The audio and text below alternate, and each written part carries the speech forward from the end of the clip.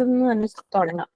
അപ്പൊ ഈ സബ്ജക്റ്റ് എന്ന് പറഞ്ഞു കഴിഞ്ഞാൽ എല്ലാവരും പൊതുവെ അറിയപ്പെടുന്നത് തന്നെ വളരെ എഴുതാൻ കുറച്ച് സമയം കിട്ടാറുള്ളൂ, നമുക്ക് പറയുന്ന സമയത്തിനുള്ളിൽ കംപ്ലീറ്റ് ചെയ്യാൻ പറ്റില്ല എന്നൊക്കെ ഒരുപാട് കുട്ടികൾ കംപ്ലൈൻസ് പറയുന്ന ഒരു സബ്ജക്റ്റ് ആണ് നമ്മുടെ ഈ algorithm analysis and design. So അപ്പൊ അതിന്റെ മെയിൻ പ്രോബ്ലം എന്ന് പറയുന്നത് നമ്മുടെ ടൈം മാനേജ്മെന്റിലുള്ള ഇഷ്യൂസ് കൊണ്ട് തന്നെയാണ്. അപ്പൊ എങ്ങനെ ഒരു മാർക്കിനനുസരിച്ച് എത്ര മാത്രം കണ്ടന്റ് നമുക്ക് എഴുതണം എന്നുള്ളതിലുള്ള ഒരു കൺഫ്യൂഷൻ ആണ് നിങ്ങളുടെ ആ ടൈം മാനേജ്മെന്റിൽ വരുന്ന പ്രശ്നം. സോ അപ്പൊ നമുക്ക് ഞാൻ ഈ ഒരു സെഷനിലൂടെ ഉദ്ദേശിക്കുന്നതെന്ന് വെച്ച് കഴിഞ്ഞാൽ നിങ്ങളിപ്പം ഓൾറെഡി നെക്സ്റ്റ് ഡേയിൽ 1-ാം തീയതി എക്സാം എഴുതാൻ പോകേണ്ടുന്ന കുട്ടികളാണ്. അപ്പൊ അതുകൊണ്ട് എല്ലാവരും ഒന്ന് കവർ ചെയ്തിട്ടുണ്ടാവും എന്നാണ് വിചാരിക്കുന്നത്.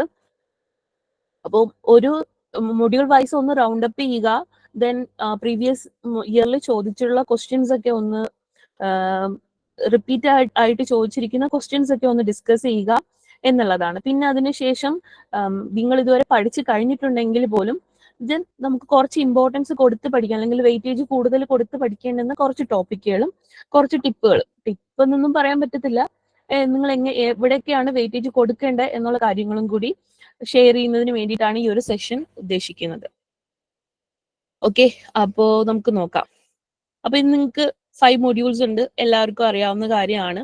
അപ്പം ഓരോ മൊഡ്യൂളിലും നിങ്ങൾക്കപ്പോ ഇപ്പൊ നമ്മുടെ ഫസ്റ്റ് മൊഡ്യൂൾ എന്ന് പറയുമ്പോൾ മെയിൻ ആയിട്ട് ഫോക്കസ് ചെയ്തിരിക്കുന്നത് ഐട്രേഷൻ റിക്കർഷൻ എന്ന് പറയുന്ന ആ ഒരു ടോപ്പിക്കാണ്. അപ്പൊ നമ്മുടെ കോഴ്സിന്റെ പേര് നിങ്ങൾക്ക് അറിയാലോ, അൽഗോരിതം അനാലിസിസ് ആൻഡ് ഡിസൈൻ. അപ്പൊ നമുക്കൊരു പ്രോബ്ലം സോൾവിങ് സ്ട്രാറ്റജീനെയാണ് നമ്മൾ എന്തെന്ന് പറയാ, അൽഗോരിതം എന്ന് പറയാ.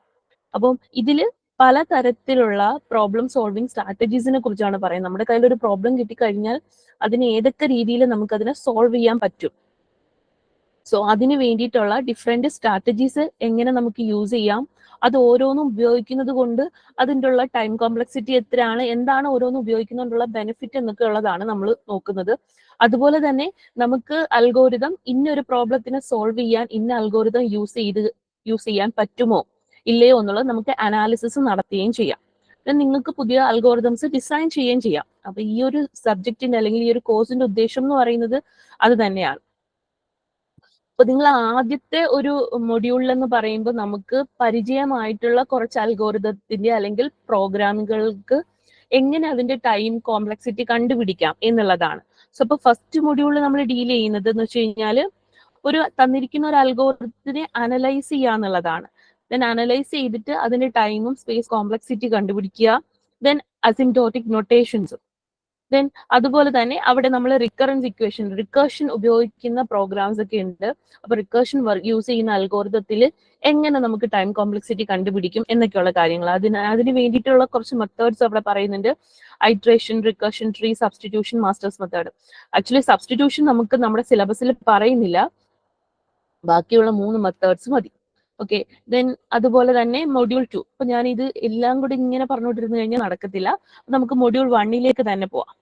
അപ്പൊ മൊഡ്യൂൾ 1 ആക്ച്വലി ഇത്രയും ടോപ്പിക്കാണ് മൊഡ്യൂൾ 1 അപ്പോൾ ഈ ഒരു സെഷൻ അല്ലെങ്കിൽ അൽഗോരിതം, എന്താണ് അൽഗോരിതം, അതിന്റെ ടൈം ആൻഡ് സ്പേസ് കോംപ്ലക്സിറ്റി, അത് ബേസ് ചെയ്തിട്ട് നമുക്ക് എ പാർട്ടിൽ ക്വസ്റ്റ്യൻ ചോദിക്കാറുണ്ട്, ദെൻ ബി പാർട്ടിലും നമുക്ക് ക്വസ്റ്റ്യൻസ് വരാറുണ്ട്. അതായത് 3-4 ക്വസ്റ്റ്യൻ കമ്പൈൻ ചെയ്തിട്ടും ബി പാർട്ടിൽ ചോദിക്കാറുണ്ട്. സോ നിങ്ങൾക്ക് പരിചയമുള്ളതോ അല്ലെങ്കിൽ ഇല്ലാത്തതോ ആയിട്ടുള്ള കുറച്ച് കോഡുകൾ ഇങ്ങനെ ഉണ്ടാവും. ആ കോഡുകളെ എന്താ ചെയ്യുക, ആ കോഡുകളുടെ ടൈം കോംപ്ലക്സിറ്റി കാൽക്കുലേറ്റ് ചെയ്യുക എന്നുള്ളതാണ്. അപ്പൊ അതിന് വേണ്ടിയിട്ട് നമുക്ക് അറിഞ്ഞിരിക്കേണ്ടത്, നിങ്ങൾ ഫ്രീക്വൻസി കൗണ്ട് എന്ന് പറയുന്ന ആ ഒരു ടോപ്പിക്ക് S3 അതായത് ഡേറ്റ സ്ട്രക്ചർ നിങ്ങൾ പഠിച്ചിട്ടുണ്ട്. സോ അത് അറിയാമെങ്കിൽ മാത്രമേ നമുക്ക് ഈ ഒരു ടൈം ആൻഡ് സ്പേസ് കോംപ്ലക്സിറ്റി കണ്ടുപിടിക്കാൻ വേണ്ടി പറ്റുള്ളൂ. ഇവിടെ അതിന്റെ എക്സാമ്പിൾ ഒക്കെ നിങ്ങൾക്ക് പ്രോബ്ലംസ് ആയിട്ട് നിങ്ങൾ ചെയ്തിട്ടുണ്ടാവും. അപ്പോൾ ഞാൻ 1-2 എക്സാമ്പിൾ കാണിക്കാം. അപ്പോ ഈ ഒരു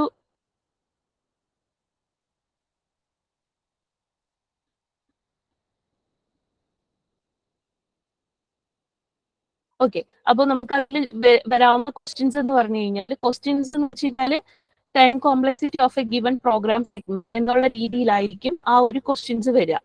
അപ്പോൾ നമുക്കൊരു കോഡ് തരും, അല്ലെങ്കിൽ ഒരു പ്രോഗ്രാം അല്ലെങ്കിൽ ഒരു ഫംഗ്ഷനോ ഒക്കെ പറഞ്ഞിട്ട് അതിന്റെ ടൈം കോംപ്ലക്സിറ്റി കണ്ടുപിടിക്കുക എന്നുള്ള രീതിയിലായിരിക്കും.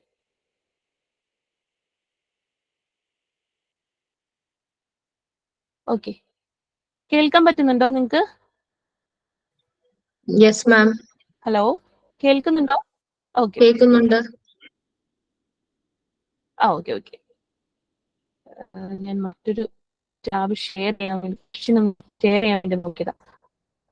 ഓക്കെ, അപ്പൊ നമുക്ക് ഇങ്ങനെ അതെന്ന് വെച്ച് കഴിഞ്ഞാല് അപ്പൊ ഈ ഒരു പ്രോബ്ലംസ് സോൾവ് ചെയ്യണം എന്നുണ്ടെങ്കിൽ നമുക്കിപ്പം ലൂപ്പിങ്ങിന്റെ കോൺസെപ്റ്റ് അറിയണം. അപ്പൊ ലൂപ്പിനകത്ത് തന്നെ ഇന്നർ ലൂപ്പുകൾ വരുന്നത് കണ്ടിട്ടുണ്ട്, ലോഗറിതമിക് ലൂപ്പുകൾ വരാറുണ്ട്, അതുപോലെ തന്നെ ക്വാഡ്രാറ്റിക് ലൂപ്പുകൾ വരാറുണ്ട്. സോ അങ്ങനെയൊക്കെ ക്വസ്റ്റ്യൻസ് വരാറുണ്ട്. അപ്പോൾ ഈ ഒരു നോട്ട്സ് ഒക്കെ നിങ്ങളുടെ കയ്യിൽ ഓൾറെഡി നോട്ട്സ് ഒക്കെ ഉണ്ടാവും. അപ്പോൾ ഇതിനെ ബേസ് ചെയ്തിട്ട് വരാവുന്ന ക്വസ്റ്റ്യൻസ് ഈ രീതിയിൽ അൽഗോരിതം നമുക്കൊരു ചെറിയൊരു ഫംഗ്ഷന്റെ ഒരു പാർട്ട് തരും. ദെൻ അതിന്റെ ടൈം കോംപ്ലക്സിറ്റി കണ്ടുപിടിക്കുന്നതിന് വേണ്ടിയിട്ടുള്ള ക്വസ്റ്റ്യൻ ഉണ്ടാവും. ഞാനിവിടെ പ്രീവിയസ് ഇയറിൽ ചോദിച്ചിട്ടുള്ള ഒരു ക്വസ്റ്റ്യന്റെ കാണിക്കാം.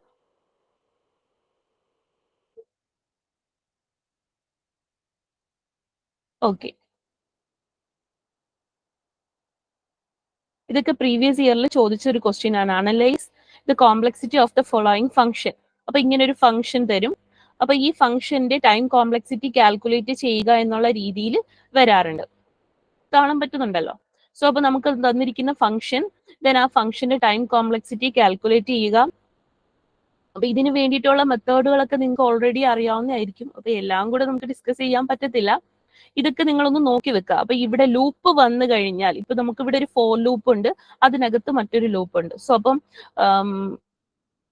ഇവിടെ ഒരു ഫോർ ലൂപ്പ് ഉണ്ട്, മറ്റൊരു ലൂപ്പും ഇവിടെയുണ്ട്. സോ അപ്പം ഒരു ഫോർ ലൂപ്പ് വന്നു കഴിഞ്ഞാൽ എന്തായിരിക്കും അതിന്റെ കോംപ്ലക്സിറ്റി, ആ ഫോർ ലൂപ്പിനകത്ത് മറ്റൊരു ലൂപ്പ് വന്നു കഴിഞ്ഞാൽ എന്ത് ചെയ്യും. സോ അപ്പം അങ്ങനെയൊക്കെയുള്ള രീതികൾ നിങ്ങൾ എന്തായിരിക്കും അതിന്റെ ടൈം കോംപ്ലക്സിറ്റി വരിക എന്നുള്ളത് നോക്കി വെക്കുക. ഇവിടെ നിങ്ങൾക്ക് ഒരു ഫോർ ലൂപ്പ് ഉണ്ട്. അപ്പം i is equal to n/2 തൊട്ട് i less than or equal to n വരെയാണ്. then അതിനകത്തുള്ള inner loop j equal to 1, j less than or equal to n, ജയുടെ വാല്യൂ 2j വരെയാണ്. സോ അപ്പം ഇങ്ങനെയുള്ള കുറച്ച് ജനറൽ ആയിട്ടുള്ള കാര്യങ്ങൾ നിങ്ങൾ നോക്കി വെക്കുക. അതായത് ഒരു ലൂപ്പിനകത്ത് ഒരു ലൂപ്പ് വരെയാണ്, അത് രണ്ടിന്റെയും for i is equal to 1 to n, j is equal to 1 to n, അങ്ങനെയാണെങ്കിൽ ഏത് രീതിയിൽ വരും. സോ അതൊക്കെ നിങ്ങളൊന്ന് നോക്കി വെക്കുകയാണെന്നുണ്ടെങ്കിൽ നിങ്ങൾക്ക് ഈ ഒരു പ്രോബ്ലത്തിനെ സോൾവ് ചെയ്യാൻ പറ്റുന്നതായിരിക്കും. അപ്പോൾ പ്രീവിയസ് ഇയറിൽ ചോദിച്ചിട്ടുള്ള ക്വസ്റ്റ്യൻസ് ആണ് ഇതൊക്കെ കേട്ടോ. അപ്പൊ ഈ ക്വസ്റ്റ്യൻസ് ഒക്കെ നിങ്ങൾ വർക്ക്ഔട്ട് ചെയ്ത് നോക്കുക. അപ്പൊ ഇതില് നമ്മുടെ പ്രോബ്ലംസ് എല്ലാം വർക്ക്ഔട്ട് ചെയ്തെങ്കിൽ മാത്രമേ നമുക്ക് ഇതിന്റെ കാര്യങ്ങൾ നടക്കുള്ളൂ. ഓക്കെ, ദെൻ നമുക്ക് ചോദിക്കാവുന്ന മറ്റൊരു ടൈപ്പ് ക്വസ്റ്റ്യൻ ആണ് discuss the best case and worst case complexity of algorithm. അപ്പൊ ഇതിൽ നിങ്ങൾക്ക് അറിയാവുന്ന അൽഗോരിതത്തിന്റെ ബെസ്റ്റ് കേസ് എന്താണ്, വേഴ്സ്റ്റ് കേസ് എന്താണ്, അങ്ങനെ ചോദിക്കാറുണ്ട്. ലൈക്ക് ലീനിയർ സെർച്ചിന്റെ, ബൈനറി സെർച്ചിന്റെ, ഇൻസെർഷൻ സോർട്ടിന്റെ ഒക്കെയാണ് ഇതുവരെ ചോദിച്ചിട്ടുള്ളതായിട്ട് നമ്മൾ കണ്ടിട്ടുള്ളത്. അപ്പൊ ഇതല്ലാതുള്ള ക്വസ്റ്റ്യൻസും ചോദിക്കാറുണ്ട്. ബെസ്റ്റ് കേസ് വേഴ്സ്റ്റ് കേസ് യൂണിവേഴ്സിറ്റിക്ക് ചോദിച്ച ക്വസ്റ്റ്യൻ ആണ്. എന്താണ് ബെസ്റ്റ് കേസ് വേഴ്സ്റ്റ് കേസ് എന്ന് ചോദിക്കാറുണ്ട്. അതുപോലെ തന്നെ ലീനിയർ സെർച്ചിന്റെ വേഴ്സ്റ്റ് കേസ് എന്താണ്, ബെസ്റ്റ് കേസ് എന്താണെന്നൊക്കെ ഉള്ളത്.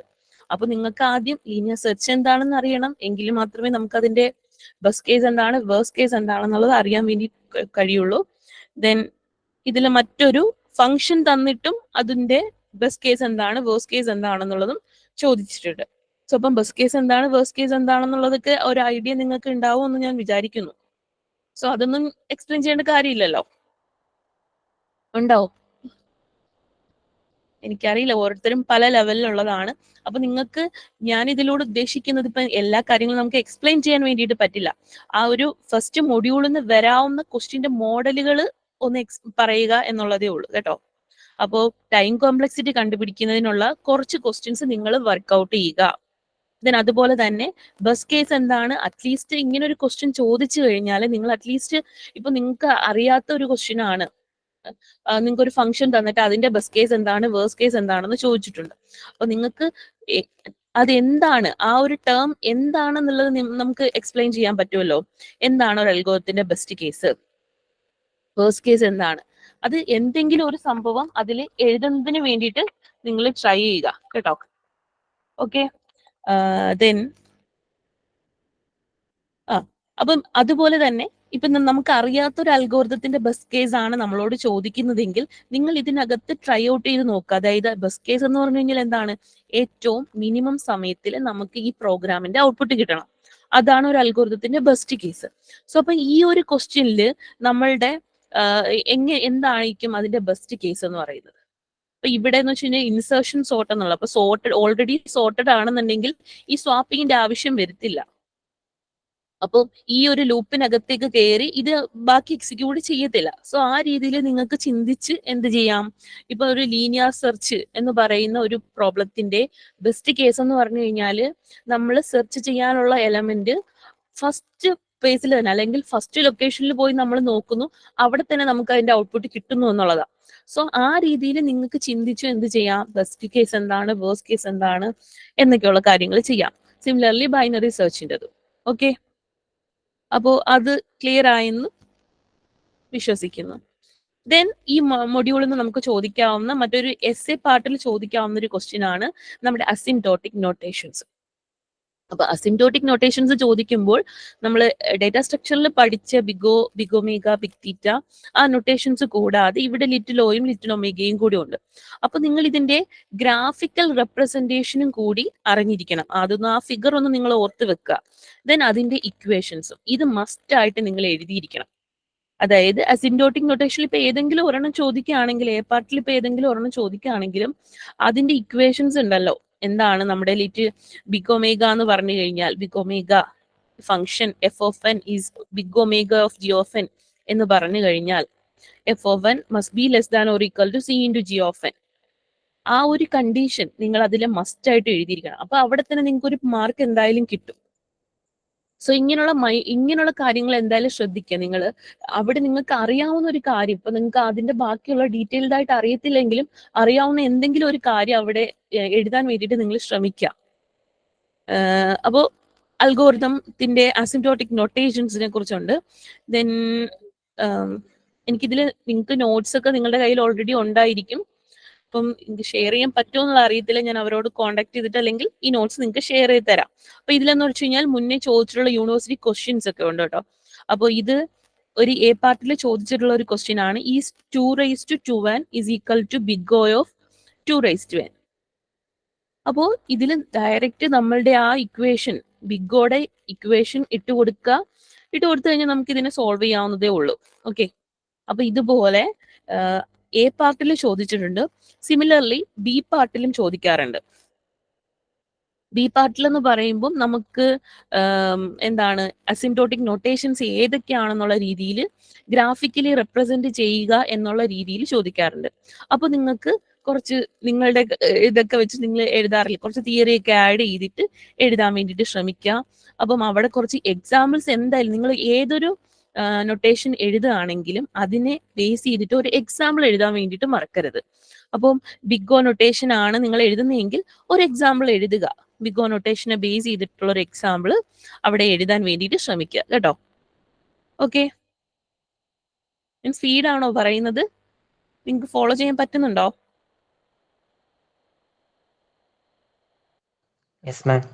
Hello, okay.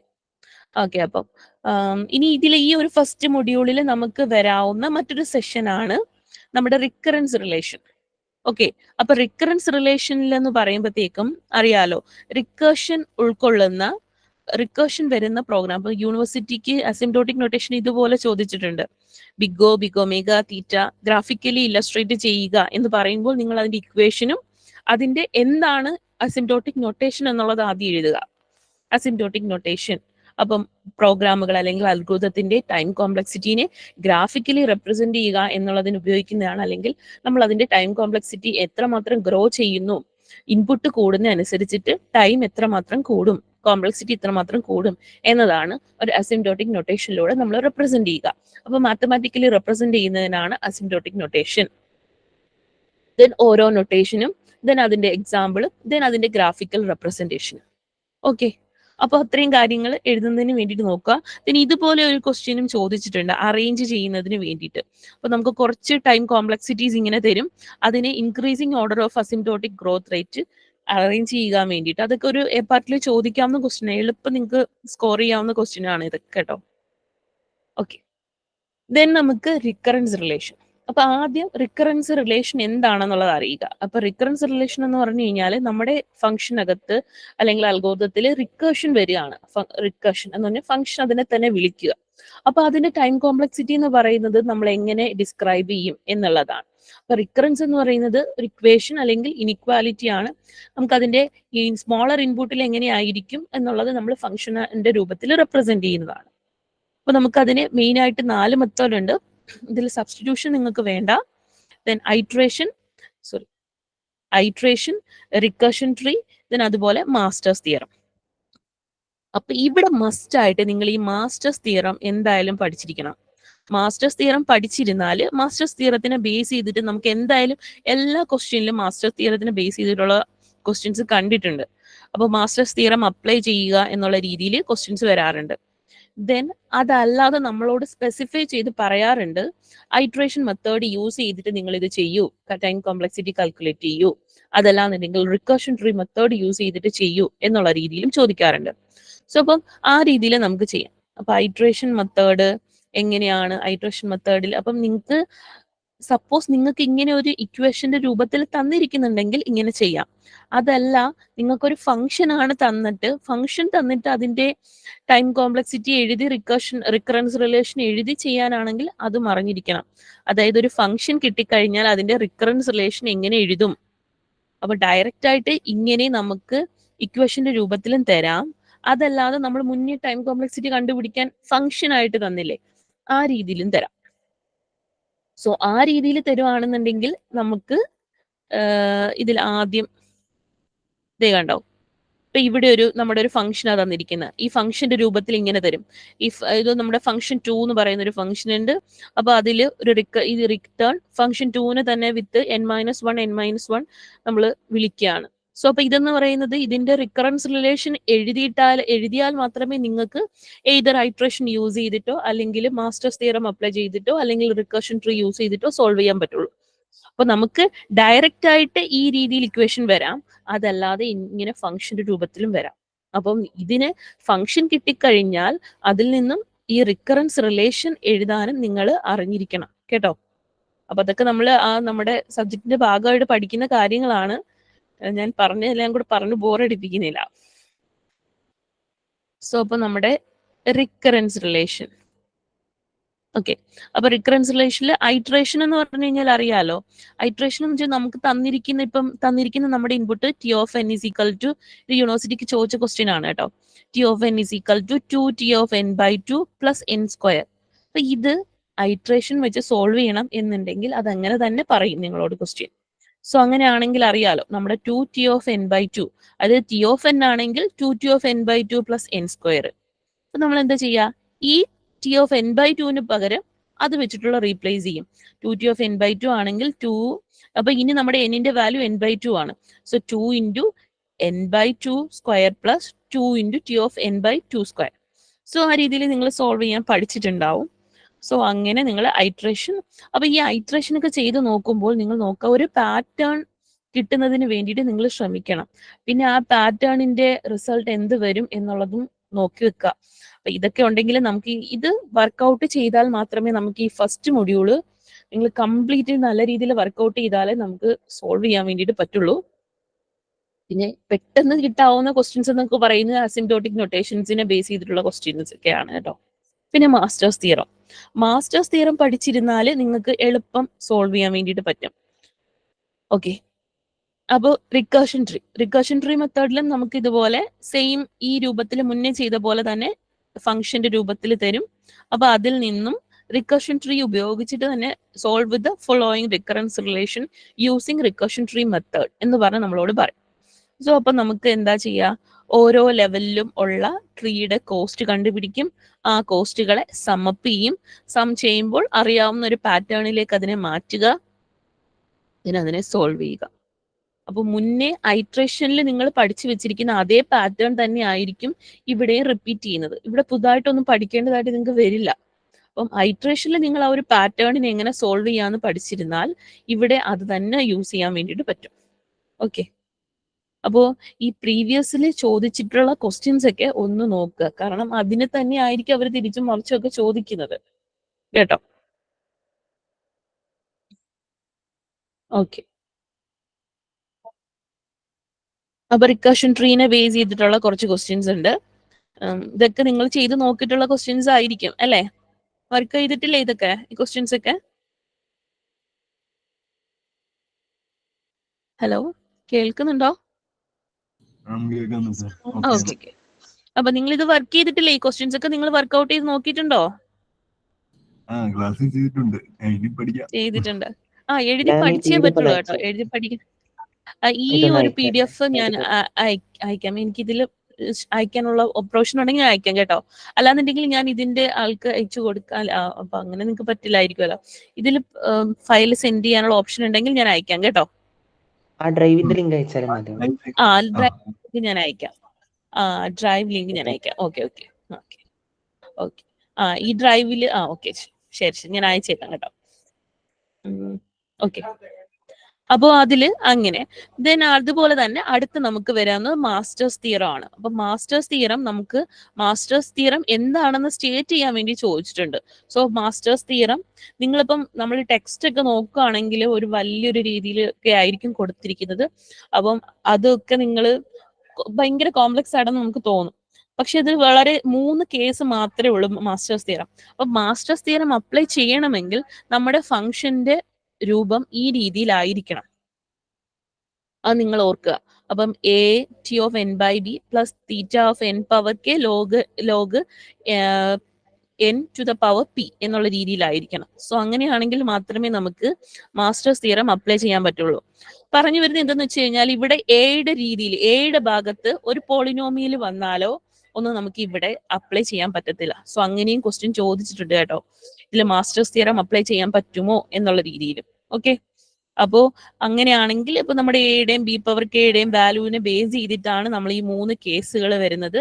അത് നിങ്ങൾ എന്തായാലും ഒന്ന് ബൈഹേർട്ട് ചെയ്ത് വെക്കുക. കാരണം ഇതിനെ ബേസ് ചെയ്തിട്ട് എപ്പോഴും ക്വസ്റ്റ്യൻസ് ചോദിക്കാറുണ്ട്. University question masters theorem apply ചെയ്യാൻ വേണ്ടിയിട്ട് തന്നെ ചോദിക്കാറുണ്ട്. അപ്പോൾ മാസ്റ്റേഴ്സ് തിയറം സ്റ്റേറ്റ് ചെയ്യാൻ വേണ്ടിയിട്ട് യൂണിവേഴ്സിറ്റിക്ക് ചോദിച്ചിട്ടുണ്ട്. ദെൻ ഈ ഒരു റിക്കറൻസ് റിലേഷനെ മാസ്റ്റേഴ്സ് തിയറം വെച്ചിട്ട് സോൾവ് ചെയ്യൂ എന്നുള്ള രീതിയിലും ചോദിച്ചിട്ടുണ്ട്. ഓക്കെ. ഇതൊക്കെ യൂണിവേഴ്സിറ്റിക്ക് ചോദിച്ചിട്ടുള്ള ക്വസ്റ്റ്യൻസ് ആണ്. ഓക്കെ. അപ്പോ ഓക്കെ. ഹലോ, എന്തെങ്കിലും പറഞ്ഞോ? ഹലോ, കേൾക്കാമല്ലോ? യെസ് മാം, കേൾക്കാം. ഓക്കെ. അപ്പൊ അങ്ങനെയാണ് നമ്മുടെ ഫസ്റ്റ് മൊഡ്യൂളിൽ നമുക്ക് വരുന്ന ടോപ്പിക്കുകൾ എന്ന് പറയുന്നത്. ഇതൊക്കെ വർക്ക്ഔട്ട് ചെയ്ത് നോക്കുക. ഇതൊക്കെ അപ്പം ഇതില് ഈ ഒരു മാസ്റ്റേഴ്സ് തിയറം അപ്ലൈ ചെയ്യാൻ പറ്റാത്ത കണ്ടോ, ഇങ്ങനെ ക്വസ്റ്റ്യൻ ചോദിച്ചിട്ടുണ്ട്. t(n) = 2n t(n/2 + n(n)(n) ഇങ്ങനെ ക്വസ്റ്റ്യൻ ചോദിച്ചിട്ടുണ്ട്. അപ്പൊ നമ്മൾ എങ്കിലും എന്താ ചെയ്യുക? എയുടെ വാല്യൂ 2n, ബിയുടെ വാല്യൂ 2, കെയുടെ വാല്യൂ n എന്നൊക്കെ പറഞ്ഞിട്ട് നമ്മൾ ഇതങ്ങ് അപ്ലൈ ചെയ്യും. അപ്പോൾ എപ്പോഴാണ് മാസ്റ്റേഴ്സ് തിയറം അപ്ലൈ ചെയ്യാൻ പറ്റാത്തത് എന്നുള്ളത് കറക്റ്റ് ആയിട്ട് മനസ്സിലാക്കി വെക്കുക. അപ്പൊ ഇങ്ങനെ ഇത് എ പാർട്ടിൽ ചോദിച്ചിട്ടുള്ള ഒരു ക്വസ്റ്റ്യൻ ആണ് കേട്ടോ. അപ്പൊ മാസ്റ്റേഴ്സ് തിയറം അപ്ലൈ ചെയ്യണമെങ്കിൽ എയുടെ വാല്യൂ > 1 ആയിരിക്കണം. ഇവിടെ എയുടെ വാല്യൂ ഒരു 2n എന്നുള്ള രീതിയിലാണ്. സോ നമുക്കിതിന് സോൾവ് ചെയ്യാൻ പറ്റത്തില്ല. ഓക്കെ. അപ്പോൾ അങ്ങനെയും നിങ്ങൾ ഡിഫറൻഷിയേറ്റ് ചെയ്ത് ഇവിടെ പഠിച്ചിരുന്നാൽ മാത്രമേ നമുക്കത് കംപ്ലീറ്റ് ചെയ്യാൻ പറ്റും, നമുക്കത് കറക്റ്റ് ആയിട്ട് കിട്ടുള്ളൂ. ഓക്കെ. ദെൻ സബ്സ്റ്റിറ്റ്യൂഷൻ മെത്തേഡ് നമുക്ക് വേണ്ട. സോ അപ്പോൾ ഫസ്റ്റ് മൊഡ്യൂളിൽ ഇത്രയും ടോപ്പിക്കുകളാണ് നമുക്ക് വരാറുള്ളത്. അപ്പം ക്വസ്റ്റ്യൻസ് വന്നിട്ടുള്ളത് ഈ ഒരു രീതിയിലാണ്. ടൈം കോംപ്ലക്സിറ്റി കാൽക്കുലേറ്റ് ചെയ്യുക, ബെസ്റ്റ് കേസ് വേഴ്സ്റ്റ് കേസ് കണ്ടുപിടിക്കുക, ദെൻ അസിംപ്റ്റോട്ടിക് നൊട്ടേഷനെ ബേസ് ചെയ്തിട്ടുള്ള ക്വസ്റ്റ്യൻസ്, ദെൻ റിക്കറൻസ് റിലേഷൻ, ഈ 3 മെത്തേഡ് ഉപയോഗിച്ചിട്ട് സോൾവ് ചെയ്യാം. ഓക്കെ. എന്തെങ്കിലും ഡൗട്ട് ഉണ്ടോ? നിങ്ങൾക്ക് ഡൗട്ടുകളൊക്കെ ഉണ്ടാവും. അതായത് ഓരോ ക്വസ്റ്റ്യൻ ഇങ്ങനെ ക്വസ്റ്റ്യൻ ബേസ് ചെയ്തിട്ടുള്ള ഡൗട്ടുകൾ ഉണ്ടാവും. എങ്കിൽ ആ ക്വസ്റ്റ്യന്റെ ടൈപ്പുകളിലൊക്കെ വേറെ വ്യത്യാസവും പ്രശ്നമൊന്നും ഇല്ലല്ലോ?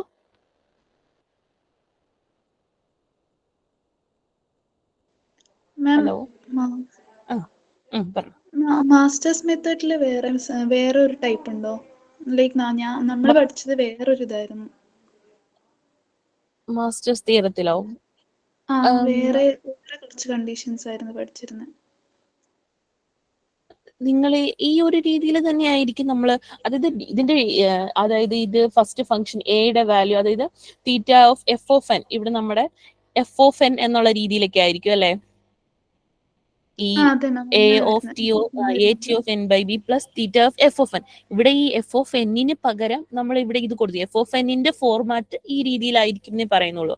N power K log N to the base P എന്നുള്ള രീതിയിൽ, N power K log N to the base P എന്നുള്ള രീതിയിലായിരിക്കും.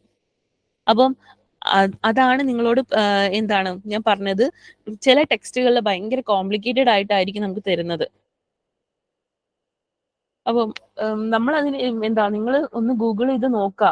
സിമ്പിൾ ആയിട്ടുള്ള കുറച്ച് എന്താണ് എക്സ്പ്ലനേഷനും ഡെഫിനിഷൻ ഒക്കെ ഉണ്ടാവും കേട്ടോ. നിങ്ങൾക്ക് ഒരു ടോപ്പിക്കിൽ ബുദ്ധിമുട്ടുണ്ട് എന്ന് തോന്നുകയാണെങ്കിൽ, നിങ്ങൾക്ക് അത് ഫോളോ ചെയ്യാൻ പറ്റുന്നില്ല എന്നുണ്ടെങ്കിൽ ജസ്റ്റ് ഒന്ന് ഗൂഗിൾ ചെയ്ത് നോക്കിയാൽ മതി. സിമ്പിൾ ആയിട്ടുള്ള ഒരുപാട് ഡെഫിനിഷൻസ് പ്രൊവൈഡ് ചെയ്യുന്ന വെബ്സൈറ്റുകളൊക്കെ ഉണ്ട്. ഇതിപ്പോ നിങ്ങൾക്ക് ഇതൊന്ന് സ്ക്രീൻഷോട്ട് എടുത്ത് വെക്കാം, അല്ലെങ്കിൽ ഇത് സിമ്പിൾ ആണ്. പറഞ്ഞോ. ഇതാണ് മാസ്റ്റേഴ്സ് തിയറം വെച്ചിട്ട് നമുക്കും സ്കീമിൽ തന്നിരിക്കുന്നത് ഈ ഒരു രീതിയിലാണ്. ഓക്കെ, ഞാൻ ഇതിന്റെ ലിങ്ക് ഒന്ന് കോപ്പി, ഈ ഒരു മൊഡ്യൂൾ 1ന്റെ ലിങ്ക് ഒന്ന് കോപ്പി ചെയ്തിട്ട് അയക്കുന്നുണ്ടേ. നിങ്ങൾക്ക് അഥവാ ആക്സസ് കിട്ടുന്നില്ല, ഞാൻ ചിലപ്പോൾ ആക്സസ് റെസ്ട്രിക്റ്റഡ് ആണെന്നുണ്ടെങ്കിൽ ഞാൻ ഒന്ന് വെയിറ്റ് ചെയ്യണം, ഞാൻ ആക്സസ് അത് എല്ലാവർക്കും ഓപ്പൺ ആക്കി തരാം കേട്ടോ. ഓക്കെ ഓക്കെ ശരി.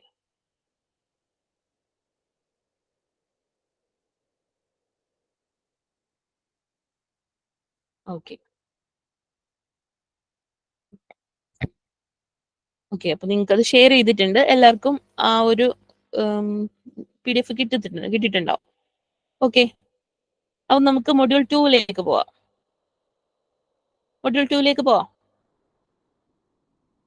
ഓക്കെ, അപ്പൊ മൊഡ്യൂൾ 2ലാണെങ്കിൽ നമുക്ക് മൊഡ്യൂൾ 2 ബേസിക്കലി മൊഡ്യൂൾ 2 വളരെ ചെറിയൊരു പാർട്ടാണ്. പക്ഷെ ഇതില് ഏറ്റവും ഇമ്പോർട്ടന്റ് ആയിട്ട് നിങ്ങൾ പഠിക്കേണ്ടത് ഏവിയൽ ട്രീ ആണ്. അപ്പൊ ഏവിയൽ ട്രീയുടെ കോൺസെപ്റ്റ് മനസ്സിലാക്കിയെങ്കിൽ മാത്രമേ നമുക്ക് ഏവിയൽ ട്രീനെ ബേസ് ചെയ്തിട്ട് ഏവിയൽ ട്രീ ക്രിയേറ്റ് ചെയ്യാനും അതിലുള്ള റൊട്ടേഷൻസും ദെൻ അതിനകത്ത് ഇൻസേർട്ട് ചെയ്യാനും ഡിലീറ്റ് ചെയ്യാനും ഒക്കെ ചെയ്യാൻ പറ്റുള്ളൂ. സോ അപ്പം ഏവിയൽ ട്രീ എന്താണ് എന്നുള്ളത് മനസ്സിലാക്കണം. നമുക്ക് ഏവിയൽ ട്രീ എന്താണെന്നുള്ളത് ക്ലിയർ ആയാലേ നിങ്ങൾക്കത് ബാക്കിയുള്ള കാര്യങ്ങൾ ചെയ്യാൻ പറ്റുള്ളൂ. ഹലോ, കേൾക്കാമല്ലോ അല്ലേ? ഓക്കെ, അപ്പം ഇതില് നമുക്ക് സെക്കൻഡ് മോഡ്യൂളിൽ ഏവിയൽ ട്രീനെ കുറിച്ച് പഠിക്കാനുണ്ട്. ദെൻ ഡിസ്ജോയിന്റ് സെറ്റും union and find, disjoint set operations ഉണ്ട്, യൂണിയനും ഫൈൻഡും ഓപ്പറേഷൻ, പിന്നെ അതിൽ പാത്ത് കംപ്രഷൻ ഒക്കെ വരുന്നുണ്ട്. ദെൻ DFS ആൻഡ് DFS ട്രാവേഴ്സലും അതിന്റെ അനാലിസിസും, പിന്നെ strongly connected components, topological sorting. ഈ 2 ടോപ്പിക്ക് നിങ്ങളൊന്ന് അതിന്റെ എക്സാമ്പിൾസ് നോക്കി വെച്ചിരിക്കുക. സ്ട്രോങ്ലി കണക്റ്റഡ് കമ്പോണൻസിന്റെയും ടോപ്പോളജിക്കൽ സോർട്ടിങ്ങും വളരെ ഈസി ആയിട്ട് നിങ്ങൾക്ക് സ്കോർ ചെയ്യാവുന്ന ഒരു ഏരിയ ആണ്. അതായത് ഒന്നും ഇല്ല അതിനകത്ത് സംഭവം, ആ ഒരു അൽഗോരിതം ഒന്ന് നോക്കി വെച്ചിരുന്നാൽ മതി. ഓക്കെ, അപ്പൊ ഞാനിത് നമുക്ക് ആദ്യം ഏവിയൽ ട്രീയിലേക്ക് തന്നെ പോവാം. അപ്പൊ ഏവിയൽ ട്രീന്ന് ബേസിക്കലി ക്വസ്റ്റ്യൻസ് വരുന്നത് ഇങ്ങനെ പർട്ടിക്കുലർ ചില രീതിയിൽ അങ്ങനെ ചോദിച്ചിട്ടുണ്ട്, ഏതൊക്കെ റൊട്ടേഷൻസ് ആണ് പെർഫോം ചെയ്യാൻ പറ്റുന്നത് എന്നുള്ള രീതിയിൽ. ദെൻ അല്ലാതെ നോർമലി ചോദിക്കാവുന്ന ക്വസ്റ്റ്യൻസ് എന്ന് പറയുന്നത് ഇൻസേർഷൻ പെർഫോം ചെയ്യുക, ഡിലീഷൻ പെർഫോം ചെയ്യുക എന്നുള്ള രീതിയിലാണ്.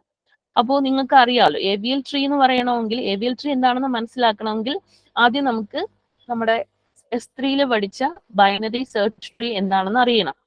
അപ്പൊ ബൈനറി സെർച്ച് ട്രീ എന്താണെന്ന് അറിയാലോ. ബൈനറി സെർച്ച് ട്രീ എന്ന് വെച്ച് കഴിഞ്ഞാൽ ഒന്നുമില്ല, നമ്മളൊരു നോഡ് കൺസിഡർ ചെയ്യുകയാണെങ്കിൽ ആ നോഡിന്റെ ലെഫ്റ്റ് സൈഡിൽ എന്ന് പറയുമ്പം ആ നോഡിന്റെ വാല്യൂവിനേക്കാളും ചെറിയ വാല്യൂസും റൈറ്റ് സൈഡിൽ അതിനേക്കാളും വലിയ വാല്യൂസ് ആയിരിക്കും വരിക.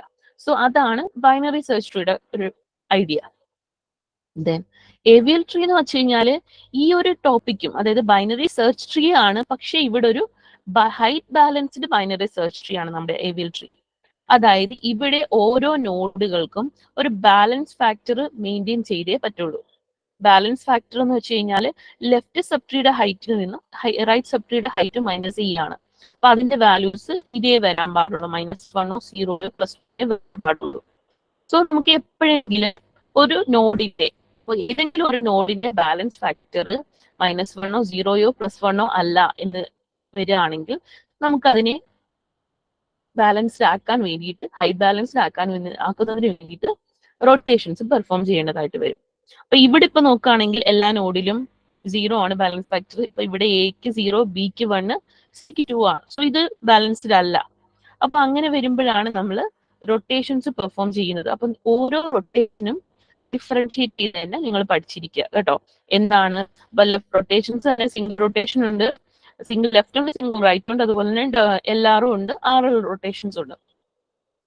അപ്പൊ നിങ്ങൾ ഇത് കുറച്ച് നോഡുകൾ നിങ്ങൾ റാൻഡം വാല്യൂസ് കൊടുത്തിട്ട് ഇൻസേർട്ട് ചെയ്ത് ഡിലീറ്റ് ചെയ്ത് നോക്കുക. അപ്പൊ ഇൻസേർഷനും ഡിലീഷനും നമ്മൾ ബൈനറി സെർച്ച് ട്രീയിൽ എങ്ങനെയാണ് ഇൻസേർട്ട് ചെയ്യുന്നത് അതുപോലെ തന്നെയാണ് ഇവിടെ ചെയ്യുക. അതായത് ഒരു നോഡ് പുതുതായിട്ട് ഇൻസേർട്ട് ചെയ്യാൻ വന്നു കഴിഞ്ഞാൽ, എനിക്കിപ്പോ ഇവിടെ ഈ ഒരു എബി ട്രീ ഉണ്ട്.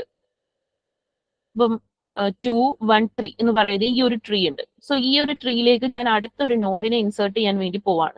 5 എന്നുള്ള വാല്യൂ ഇൻസേർട്ട് ചെയ്യുന്നു. നമ്മൾ ഇൻസേർട്ട് ചെയ്യുമ്പോൾ എന്താ നോക്കുന്ന? ആദ്യം റൂട്ടിൽ നിന്നാണ് സ്റ്റാർട്ട് ചെയ്യുന്നത്. റൂട്ടുമായിട്ട് കമ്പയർ ചെയ്യും. ഇപ്പൊ 5 റൂട്ടുമായിട്ട് കമ്പയർ ചെയ്യുമ്പോൾ റൂട്ടിനേക്കാളും ഗ്രേറ്റർ ആണ്. സോ റൂട്ടിന്റെ റൈറ്റിലേക്ക് വന്നു. ദെൻ 5 3യുമായിട്ട് കമ്പയർ ചെയ്യും. 3 കമ്പയർ ചെയ്യുമ്പോൾ 3നെക്കാളും ഗ്രേറ്റർ ആണ് 5. സോ 3യുടെ റൈറ്റിലേക്ക് പോകുമ്പോൾ ഇവിടെ ഓൾറെഡി അവിടെ ഒരു ലീഫ് നോഡ് ആണ്. സോ അതുകൊണ്ട് നമ്മൾ പുതിയൊരു നോഡായിട്ട് 5നെ ഇവിടെ അറ്റാച്ച് ചെയ്യും അല്ലെ.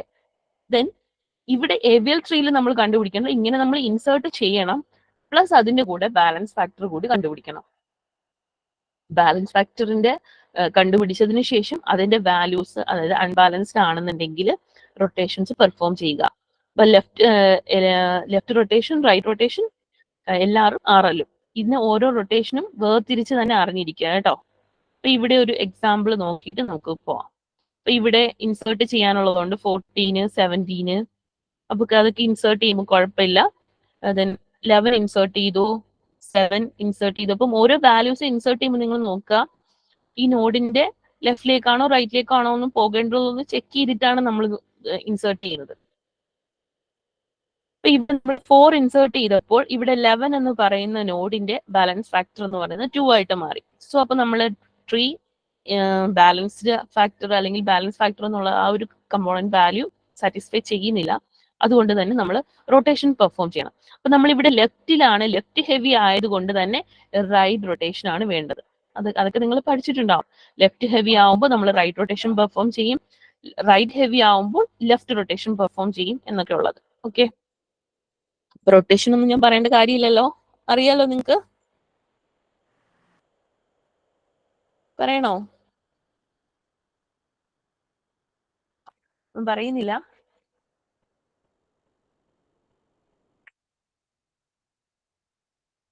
ഹലോ, കേൾക്കുന്നുണ്ടല്ലോ അല്ലേ? യെസ് മാം, കേൾക്കാം. അപ്പൊ റൊട്ടേഷൻസ് പറയണോ? റൊട്ടേഷൻസിനെ കുറിച്ചിട്ട് വേണ്ട മാം, കുഴപ്പമില്ല. Okay okay okay. അപ്പം അങ്ങനെ നമുക്ക് യൂണിവേഴ്സിറ്റിയിലും ഡിലീഷൻ വരുമ്പോഴത്തേക്കും, ഡിലീഷൻ വരുമ്പോൾ നമ്മൾ ബൈനറി സെർച്ച് ട്രീയിൽ എങ്ങനെയാണോ ഡിലീറ്റ് ചെയ്യുക ആ ഒരു കോൺസെപ്റ്റ് തന്നെ. അപ്പം ഒരു നോഡിനെ ഡിലീറ്റ് ചെയ്യുമ്പോൾ നിങ്ങൾക്ക് അറിയാലോ എന്താ ചെയ്യുന്നത്, അതിന്റെ സക്സസർ വെച്ചിട്ടോ പ്രെഡിസസർ വെച്ചിട്ടോ ഒക്കെ റീപ്ലേസ് ചെയ്യുന്നത്. അപ്പൊ അത് പെർഫോം ചെയ്യണം.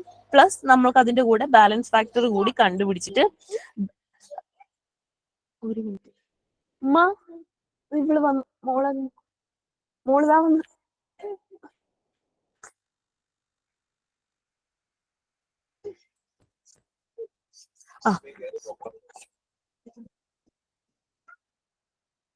ഓക്കെ, അപ്പം നമുക്ക് അങ്ങനെ ഡിലീറ്റ്, ഇപ്പം ഈ ഒരു ക്വസ്റ്റ്യൻ നോക്കിക്കോ, delete 20 from the given AVL tree. അപ്പൊ ഇത് ഓൾറെഡി ബാലൻസ്ഡ് ആയിട്ടുള്ള ഒരു എവിഎൽ ട്രീ ആണ്. ഇതിനകത്ത് നമ്മൾ 20 എന്നുള്ള നോഡ് ഡിലീറ്റ് ചെയ്യും. സോ 20 എന്നുള്ളത് നമുക്കറിയാം ഒരു ചൈൽഡ് ഉള്ള നോഡാണ്. സോ 20 ഡിലീറ്റ് ചെയ്യുമ്പോൾ നോർമലി ഇവിടെ ഇപ്പം ഈ നോഡിന് വേറെ ചൈൽഡ്, ആകെ ഒരു 30 എന്നുള്ള ചൈൽഡ് മാത്രമേ ഉള്ളൂ. സോ അതിന്റെ 20യുടെ പേരന്റിലേക്ക് അപ്പൻഡ് ചെയ്യാണ് ചെയ്യുന്നത്. സോ ഡിലീഷന് നമ്മൾ നോർമലി ഡിലീറ്റ് ചെയ്യുമ്പോൾ ഉള്ള ആ ഒരു കാര്യങ്ങളെല്ലാം നോക്കുക. ദെൻ അതിന്റെ ബാലൻസ് ഫാക്ടർ ചെക്ക് ചെയ്യുക. അപ്പൊ ഇവിടെ 30 ഡിലീറ്റ് ചെയ്തപ്പോൾ 20 ഡിലീറ്റ് ചെയ്തപ്പോൾ 10ന്റെ വാല്യൂ എന്തായി? അൺബാലൻസ്ഡ് ആയി. സോ ഇവിടെ നമ്മൾ എന്ത് ചെയ്യണം? റൈറ്റ് റൊട്ടേഷൻ ആണ് പെർഫോം ചെയ്തത്. ഇവിടെ ലെഫ്റ്റ് ഹെവി ആണ് ആയത്, അതായത് ഇത് 2, ഇതിന്റെ 0, അതായത് ലെഫ്റ്റിലാണ്. ഇപ്പൊ നമ്മൾ ലെഫ്റ്റ് സബ് ട്രീ ആണ് ഹെവി ആയിട്ടുള്ളത്. അതിന് നമ്മൾ ബാലൻസ് ചെയ്യണമെങ്കിൽ റൈറ്റിലേക്ക് റൊട്ടേറ്റ് ചെയ്യുക. സോ നമ്മൾ എന്ത് 5നെ റൂട്ടാക്കി, ദെൻ 10നെ താഴേക്ക് വലിക്കുക. താഴേക്ക് 10നെ പുള്ള് ചെയ്യാണ് ചെയ്യുന്നത്. സോ 10നെ താഴേക്ക് പുള്ള് ചെയ്യുമ്പോൾ ഇവിടെ കുറെ കാര്യങ്ങളുണ്ട്. ഇതിന്റെ കുറെ നോഡുകളുടെ വാല്യൂസ് എല്ലാം മാറും. കാരണം 5ന്റെ റൈറ്റിലേക്ക് വരുന്ന വാല്യൂസ് ആയിരുന്നു 7, 6, 8. അതെല്ലാം ഇനി 10ന്റെ ലെഫ്റ്റിലാണ് വരേണ്ടത്. സോ അവരെല്ലാം നമ്മൾ എന്ത് ചെയ്യണം, അതേ രീതിയിൽ അറേഞ്ച് ചെയ്യണം. അപ്പോൾ ഒരു നോഡിന് നമ്മൾ ജസ്റ്റ് റൊട്ടേറ്റ് ചെയ്യുമ്പോഴും അതിന്റെ ചൈൽഡ് നോഡുകളുടെ വാല്യൂസ് നിങ്ങൾ ചെക്ക് ചെയ്യുക. എപ്പോഴായാലും നമ്മളെ BSTയുടെ പ്രോപ്പർട്ടി എന്തായാലും സാറ്റിസ്ഫൈ ചെയ്യണമല്ലോ. സോ അതും കൂടി നോക്കിയിട്ട് നിങ്ങൾ മതി. അങ്ങനെ നിങ്ങളൊന്ന് ജസ്റ്റ് ഒന്ന് ട്രൈ ഔട്ട് ചെയ്ത് നോക്കുക കേട്ടോ, കുറച്ച് ക്വസ്റ്റ്യൻസ് ഒക്കെ. അപ്പൊ നിങ്ങൾക്ക് എന്താണ് നാച്ചുറലി ആ ഒരു പേസിൽ തന്നെ ചെയ്യാൻ വേണ്ടിയിട്ട് പറ്റും. അപ്പൊ ഇതിന്റെ അൽഗോരിതം ഒക്കെ ഒന്ന് നോക്കുക. ഡിലീഷന്റെ അൽഗോരിതം, ബാലൻസ് ഫാക്ടർ സെറ്റ് ചെയ്യുന്നു, ചെക്ക് ചെയ്യുന്നു, അതിനനുസരിച്ച് ഏത് റൊട്ടേഷൻ ആണ് പെർഫോം ചെയ്യേണ്ടതെന്ന് നോക്കുന്നു. ഓക്കെ. അപ്പൊ ഈ യൂണിവേഴ്സിറ്റിയിൽ മുന്നേ ചോദിച്ചിട്ടുള്ള ക്വസ്റ്റ്യൻ എന്താണ് ഹൈറ്റ് ബാലൻസ് ട്രീ എന്ന് ചോദിച്ചിട്ടുണ്ട്, എന്താണ് ഏവിയൽ റൊട്ടേഷൻസ് എന്ന് ചോദിച്ചിട്ടുണ്ട്, then minimum and maximum height of AVL tree with 7 nodes. അപ്പൊ അങ്ങനെയൊക്കെ ക്വസ്റ്റ്യൻസ് ചോദിച്ചിട്ടുണ്ട്. അപ്പൊ ഈ ഒരു ക്വസ്റ്റ്യൻ ചോദിക്കുകയാണ് നിങ്ങളോട്, minimum and maximum height of any AVL tree with 7 nodes. അപ്പൊ ഏതെങ്കിലും ഒരു 7 നോഡുകളുള്ള ഒരു ട്രീ നിങ്ങൾ കൺസ്ട്രക്ട് ചെയ്യാൻ വേണ്ടിയിട്ടാണ് ശ്രമിക്കേണ്ടത്. അപ്പൊ നിങ്ങൾ കൺസ്ട്രക്ട് ചെയ്യാൻ വേണ്ടി നോക്കാം. നിങ്ങൾക്ക് ഇപ്പം ഇതിപ്പോ ABCD വെച്ചിട്ടാണ് ചെയ്തിരിക്കുന്നത്, അതെല്ലാം 1, 2, 3 വെച്ചിട്ട് നിങ്ങൾക്ക് ചെയ്യാം. അപ്പൊ ഏതെങ്കിലും ഒരു വാല്യൂസ് കൊടുക്കുക, 7 നോഡുകൾ ഉണ്ടാവണം. അപ്പൊ ഓരോ നോഡുകൾ വരുമ്പോഴും നിങ്ങൾക്ക് റൊട്ടേഷൻസ് വേണമെന്നുണ്ടെങ്കിൽ അതനുസരിച്ച് പെർഫോം ചെയ്യാം. അപ്പൊ മിനിമം ഹൈറ്റ് എത്ര വരും, മാക്സിമം ഹൈറ്റ് എത്ര വരും എന്നുള്ളതാണ് നമ്മളോട് ചോദിക്കുന്നത്. ആ രീതിയിൽ നിങ്ങൾക്ക് സോൾവ് ചെയ്യാവുന്നതേ ഉള്ളൂ കേട്ടോ. ഓക്കെ. അപ്പൊ അതാണ് നമ്മളുടെ ഏവിയൽ ട്രീനെ ബേസ് ചെയ്തിട്ടുള്ള ക്വസ്റ്റ്യൻസ്. ദെൻ നമ്മുടെ ഇതിൽ വരുന്ന മറ്റൊരു ക്വസ്റ്റ്യൻ ആണ് DFSഉം BFSഉം ട്രാവേഴ്സൽ. അതായത് ഗ്രാഫിനെ ട്രാവേഴ്സ് ചെയ്യുക, ഗ്രാഫ് ട്രാവേഴ്സൽസ് ആണ് വരുന്നത്. അതിന്റെ അനാലിസിസും ചോദിച്ചിട്ടുണ്ട്. അപ്പൊ ഗ്രാഫ് ട്രാവേഴ്സൽ ചെയ്യണം എന്നുണ്ടെങ്കിൽ നിങ്ങൾക്ക് ഗ്രാഫ് ട്രാവേഴ്സലിന് നമ്മൾ ഉപയോഗിക്കുന്ന 2 അൽഗോരിതമാണ് ബ്രെഡ്ത്ത് ഫസ്റ്റ് സെർച്ചും ഡെപ്ത് ഫസ്റ്റ് സെർച്ചും. സോ അപ്പൊ അതിന് രണ്ടിനും ഏതൊക്കെ ഡേറ്റ സ്ട്രക്ചേഴ്സ് ആണ് യൂസ് ചെയ്യേണ്ടുന്നത് എന്നുള്ള കാര്യം അറിഞ്ഞിരിക്കുക. സോ അതിന്റെ രണ്ടിന്റെയും അൽഗോരിതം, ഇപ്പം നിങ്ങൾക്ക് ഒരു ക്വസ്റ്റ്യൻ നമ്മൾക്ക് പ്രീവിയസ് ഇയർലി ചോദിക്കുന്ന ക്വസ്റ്റ്യൻ എന്ന് വെച്ച് കഴിഞ്ഞാല് ഇത് അപ്ലൈ ചെയ്യാൻ വേണ്ടിയിട്ട് ചോദിച്ചിട്ടുണ്ട്. ഈ ഒരു നമുക്കൊരു ഗിവൺ ഗ്രാഫ് തരും, ആ ഗ്രാഫിൽ DFS അപ്ലൈ ചെയ്യുക, BFS അപ്ലൈ ചെയ്യുക എന്ന് ചോദിക്കും. അപ്പൊ നിങ്ങൾ അതിന്റെ മാർക്ക് നോക്കുക. സപ്പോസ് നിങ്ങൾക്ക് അത് ചെയ്യാൻ പറ്റുന്നില്ല എങ്കിലും ആ അൽഗോരിതം അറ്റ്ലീസ്റ്റ് ഒന്ന് എഴുതാൻ വേണ്ടിയിട്ട് ശ്രമിക്കുക കേട്ടോ. ദെൻ അതിന്റെ കോംപ്ലക്സിറ്റി, ഇപ്പൊ ഇതിന്റെ ഈ ഒരു BFS എന്ന് പറയുന്ന അൽഗോരിതത്തിന്റെ കോംപ്ലക്സിറ്റി അങ്ങനെ വലിയ ഡീറ്റെയിൽ ആയിട്ട് എഴുതണം എന്നൊന്നുമില്ല. സോ നിങ്ങൾക്ക് അറിയാവുന്ന രീതിയിൽ ഇതിന്റെ ഇപ്പോൾ ഓർഡർ ഓഫ് V² അല്ലെങ്കിൽ ഓർഡർ ഓഫ് V+C ആ ഒരു രീതിയിൽ നിങ്ങൾ എഴുതിയാലും മതി. ഓക്കെ.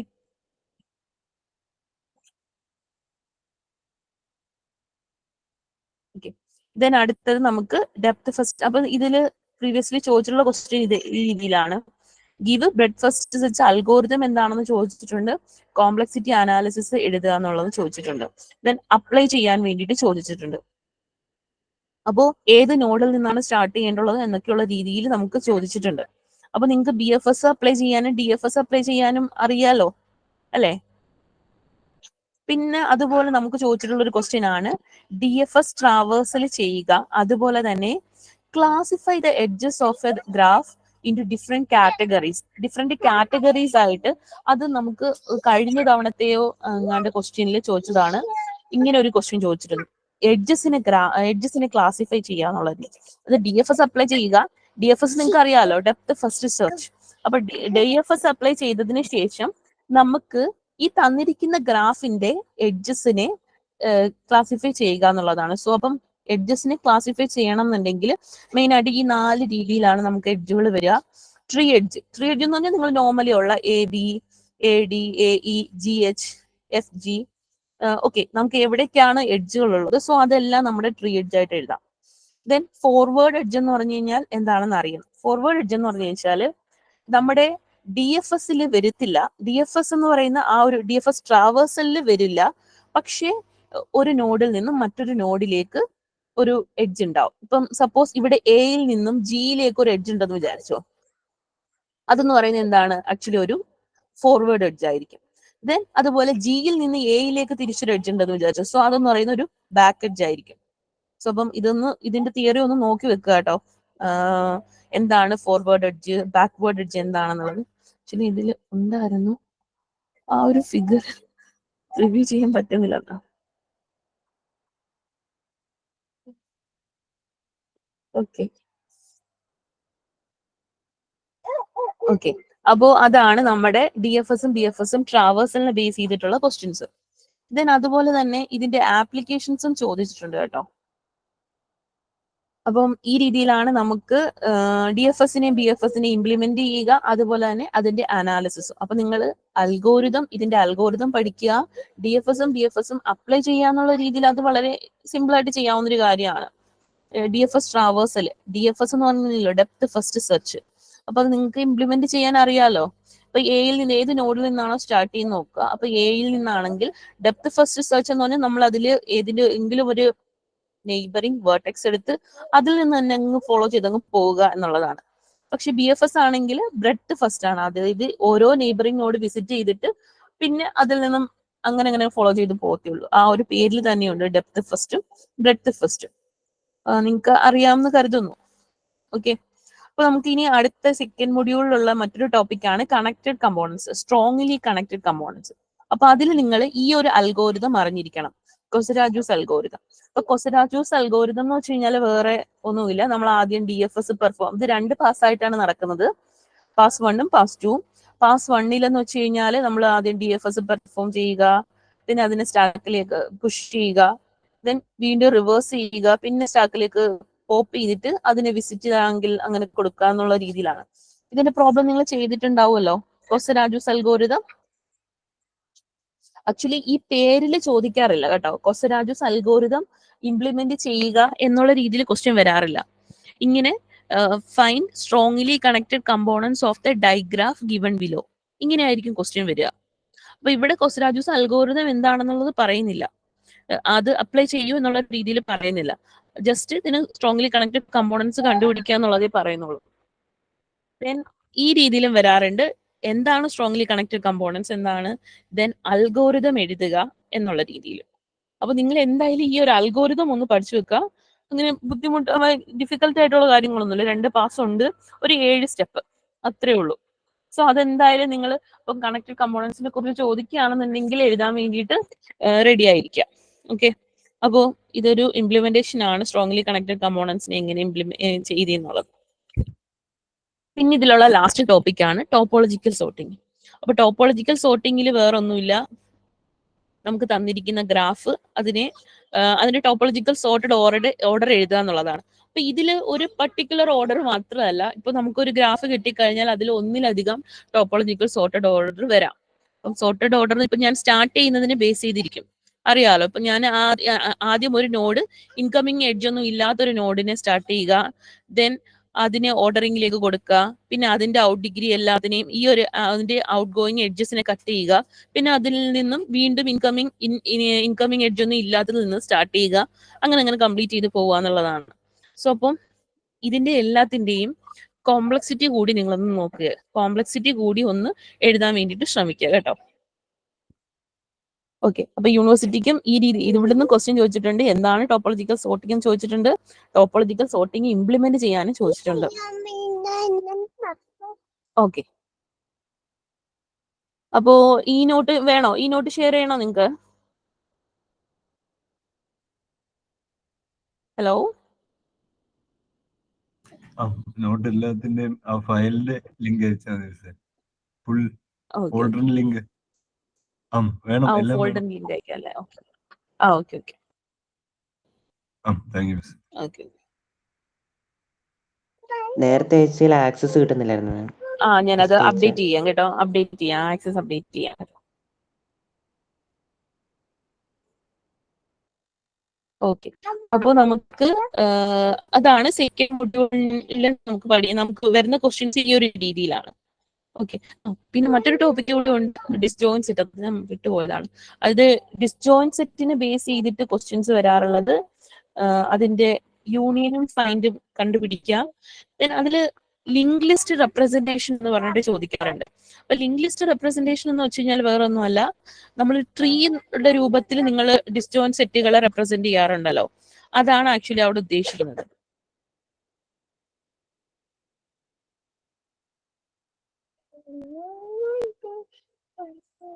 ഓക്കെ, ഇതിനെ കാണിച്ചു തരാം ക്വസ്റ്റ്യന്. ഇപ്പൊ ഡിസ്ജോൺ സെറ്റിനെ ബേസ് ചെയ്തിട്ടുള്ള ക്വസ്റ്റ്യൻസ്, ഡിസ്ജോൺ സെറ്റ്. അപ്പൊ ആക്ച്വലി രണ്ട് രീതിയിൽ നമുക്ക് ഡിസ്ജോൺ സെറ്റ് റെപ്രസെന്റ് ചെയ്യാം. Link list representation, that is tree ആയിട്ട് റെപ്രസെന്റ് ചെയ്യുന്നത്. ദെൻ അതുപോലെ തന്നെ അറേ റെപ്രസെന്റേഷൻ. ഇത് രണ്ടുമാണ് റെപ്രസെന്റേഷൻ. നിങ്ങൾ കണ്ടിട്ടുണ്ടാവുമല്ലോ. അപ്പൊ ഡിസ്ജോൺ സെറ്റ് എന്ന് പറഞ്ഞു കഴിഞ്ഞാൽ അതിലൊരു മെമ്പർ ഉണ്ടാവും. അപ്പൊ അതിനെ നമ്മൾ റൂട്ട് എന്നുള്ള രീതിയിൽ, പാരന്റ് എന്നുള്ള രീതിയിലായിരിക്കും നമ്മൾ റെപ്രസെന്റ് ചെയ്യുക. ഇതാണ് നമ്മുടെ ലിങ്ക് ലിസ്റ്റ് റെപ്രസെന്റേഷൻ.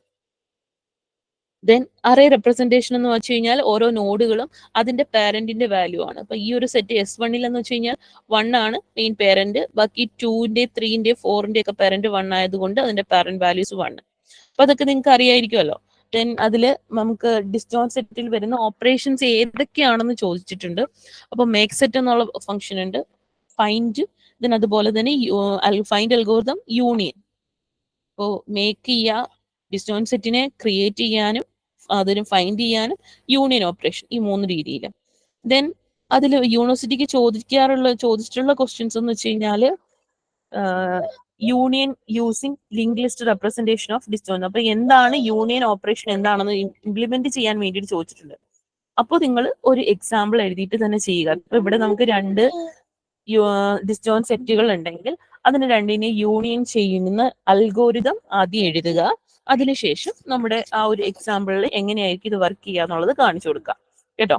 അപ്പോ യൂണിയൻ ഓപ്പറേഷൻ എന്താണ്, ലിങ്ക് ലിസ്റ്റ് റെപ്രസെന്റേഷൻ എന്താണ് എന്നുള്ള രീതിയിൽ ഷോ ചെയ്യാൻ വേണ്ടിയിട്ട് ചോദിച്ചിട്ടുണ്ട്. യൂണിയൻ ഫൈൻഡ് സെറ്റ് ഓപ്പറേഷൻ ചോദിച്ചിട്ടുണ്ട്. സോ അപ്പം ഈ ഒരു രീതിയിൽ നമുക്ക് അതിനെ സോൾവ് ചെയ്യാവുന്നതാണ്. പിന്നെ അതിന്റെ വെയിറ്റഡ് റൂള്, അതായത് യൂണിയൻ ബൈ റാങ്കും യൂണിയൻ ബൈ കൊളാപ്സിംഗ് റൂളും ഉണ്ട്. അപ്പം അതൊക്കെ നിങ്ങൾ തിയറി പഠിച്ചിട്ടുണ്ടാവും, യൂണിയൻ ബൈ റാങ്ക്. ഓക്കെ, അപ്പോ അതൊന്ന് നോക്കുക. സോ അപ്പൊ ഇതാണ് നമ്മുടെ മൊഡ്യൂൾ 2 ഉള്ള ടോപ്പിക്കുകൾ. ദെൻ നമുക്ക് അടുത്ത മൊഡ്യൂളിലേക്ക് പോവാം. ഓക്കെ, അപ്പൊ അടുത്ത മൊഡ്യൂളിൽ എന്ന് പറയുന്നത് നമുക്ക് 2 മെത്തേഡ്സുകളാണ്.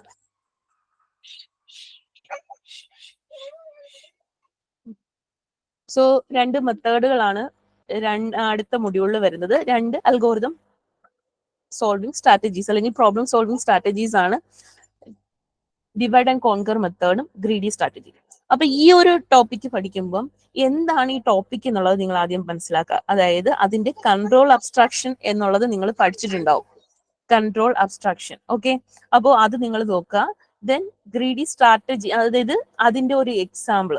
ഓക്കെ, അപ്പോൾ എന്താണ് ഡിവൈഡ് ആൻഡ് കോൺകർ സ്ട്രാറ്റജി എന്നുള്ളത് നോക്കുക. പ്ലസ് അതിന്റെ കൺട്രോൾ അബ്സ്ട്രാക്ഷൻ എന്ന് പറയുന്ന ഒരു അൽഗോരിതത്തിന്റെ രൂപത്തിലാണ്, നിങ്ങൾ കണ്ടിട്ടുണ്ടാവും. ഞാൻ ഓക്കെ, അപ്പൊ ഡിവൈഡ് ആൻഡ് കോങ്കറും അതുപോലെ തന്നെ ഗ്രീഡി സ്ട്രാറ്റജി. അപ്പൊ ഈ 2 സ്ട്രാറ്റജിന്റെയും കൺട്രോൾ അബ്സ്ട്രാക്ഷൻ എന്താണ്, പ്ലസ് അതിന്റെ ഓരോന്നിന്റെയും എക്സാമ്പിൾ കൂടി നോക്കി വെക്കുക. അപ്പം ഒരു ടോപ്പിക്ക് നിങ്ങളിപ്പം ഡിവൈഡ് ആൻഡ് കോൺകർ ആണെന്നുണ്ടെങ്കിൽ എന്താണ് ഡിവൈഡ് ആൻഡ് കോൺകർ മെത്തേഡ്, എങ്ങനെയാണ് ആ മെത്തേഡ് പ്രോബ്ലം സോൾവ് ചെയ്യുക. അപ്പൊ ഇതിനെ കുറിച്ച് ചോദിച്ചു കഴിഞ്ഞാൽ നിങ്ങൾക്ക് ഈ ഫിഗർ ഒക്കെ ഇൻക്ലൂഡ് ചെയ്ത് എഴുതാവുന്നതാണ്. ദെൻ കൺട്രോൾ അബ്സ്ട്രാക്ഷൻ എന്ന് വെച്ച് കഴിഞ്ഞാൽ ആക്ച്വലി ആ പ്രോബ്ലം സോൾവ് ചെയ്യുന്നത് എങ്ങനെയാണെന്നുള്ളത് നമ്മൾ ഒരു അൽഗോരിതത്തിന്റെ രൂപത്തിൽ റെപ്രസെന്റ് ചെയ്യുന്നത് തന്നെയാണ് നമ്മൾ ഈ കൺട്രോൾ അബ്സ്ട്രാക്ഷൻ എന്ന് പറയുന്നത്. ഇതൊരു പ്രൊസീജിയറിന്റെ രൂപത്തിൽ എഴുതുന്നു. ഈ ഒരു സ്ട്രാറ്റജി പ്രോബ്ലത്തിനെ എങ്ങനെ സോൾവ് ചെയ്യും എന്നുള്ളതാണ്. അതിനെ ഒരു പ്രൊസീജിയർ രൂപത്തിൽ റെപ്രസെന്റ് ചെയ്യുന്നതിനാണ് നമ്മൾ ഈ കൺട്രോൾ അബ്സ്ട്രാക്ഷൻ എന്ന് പറയുന്നത്.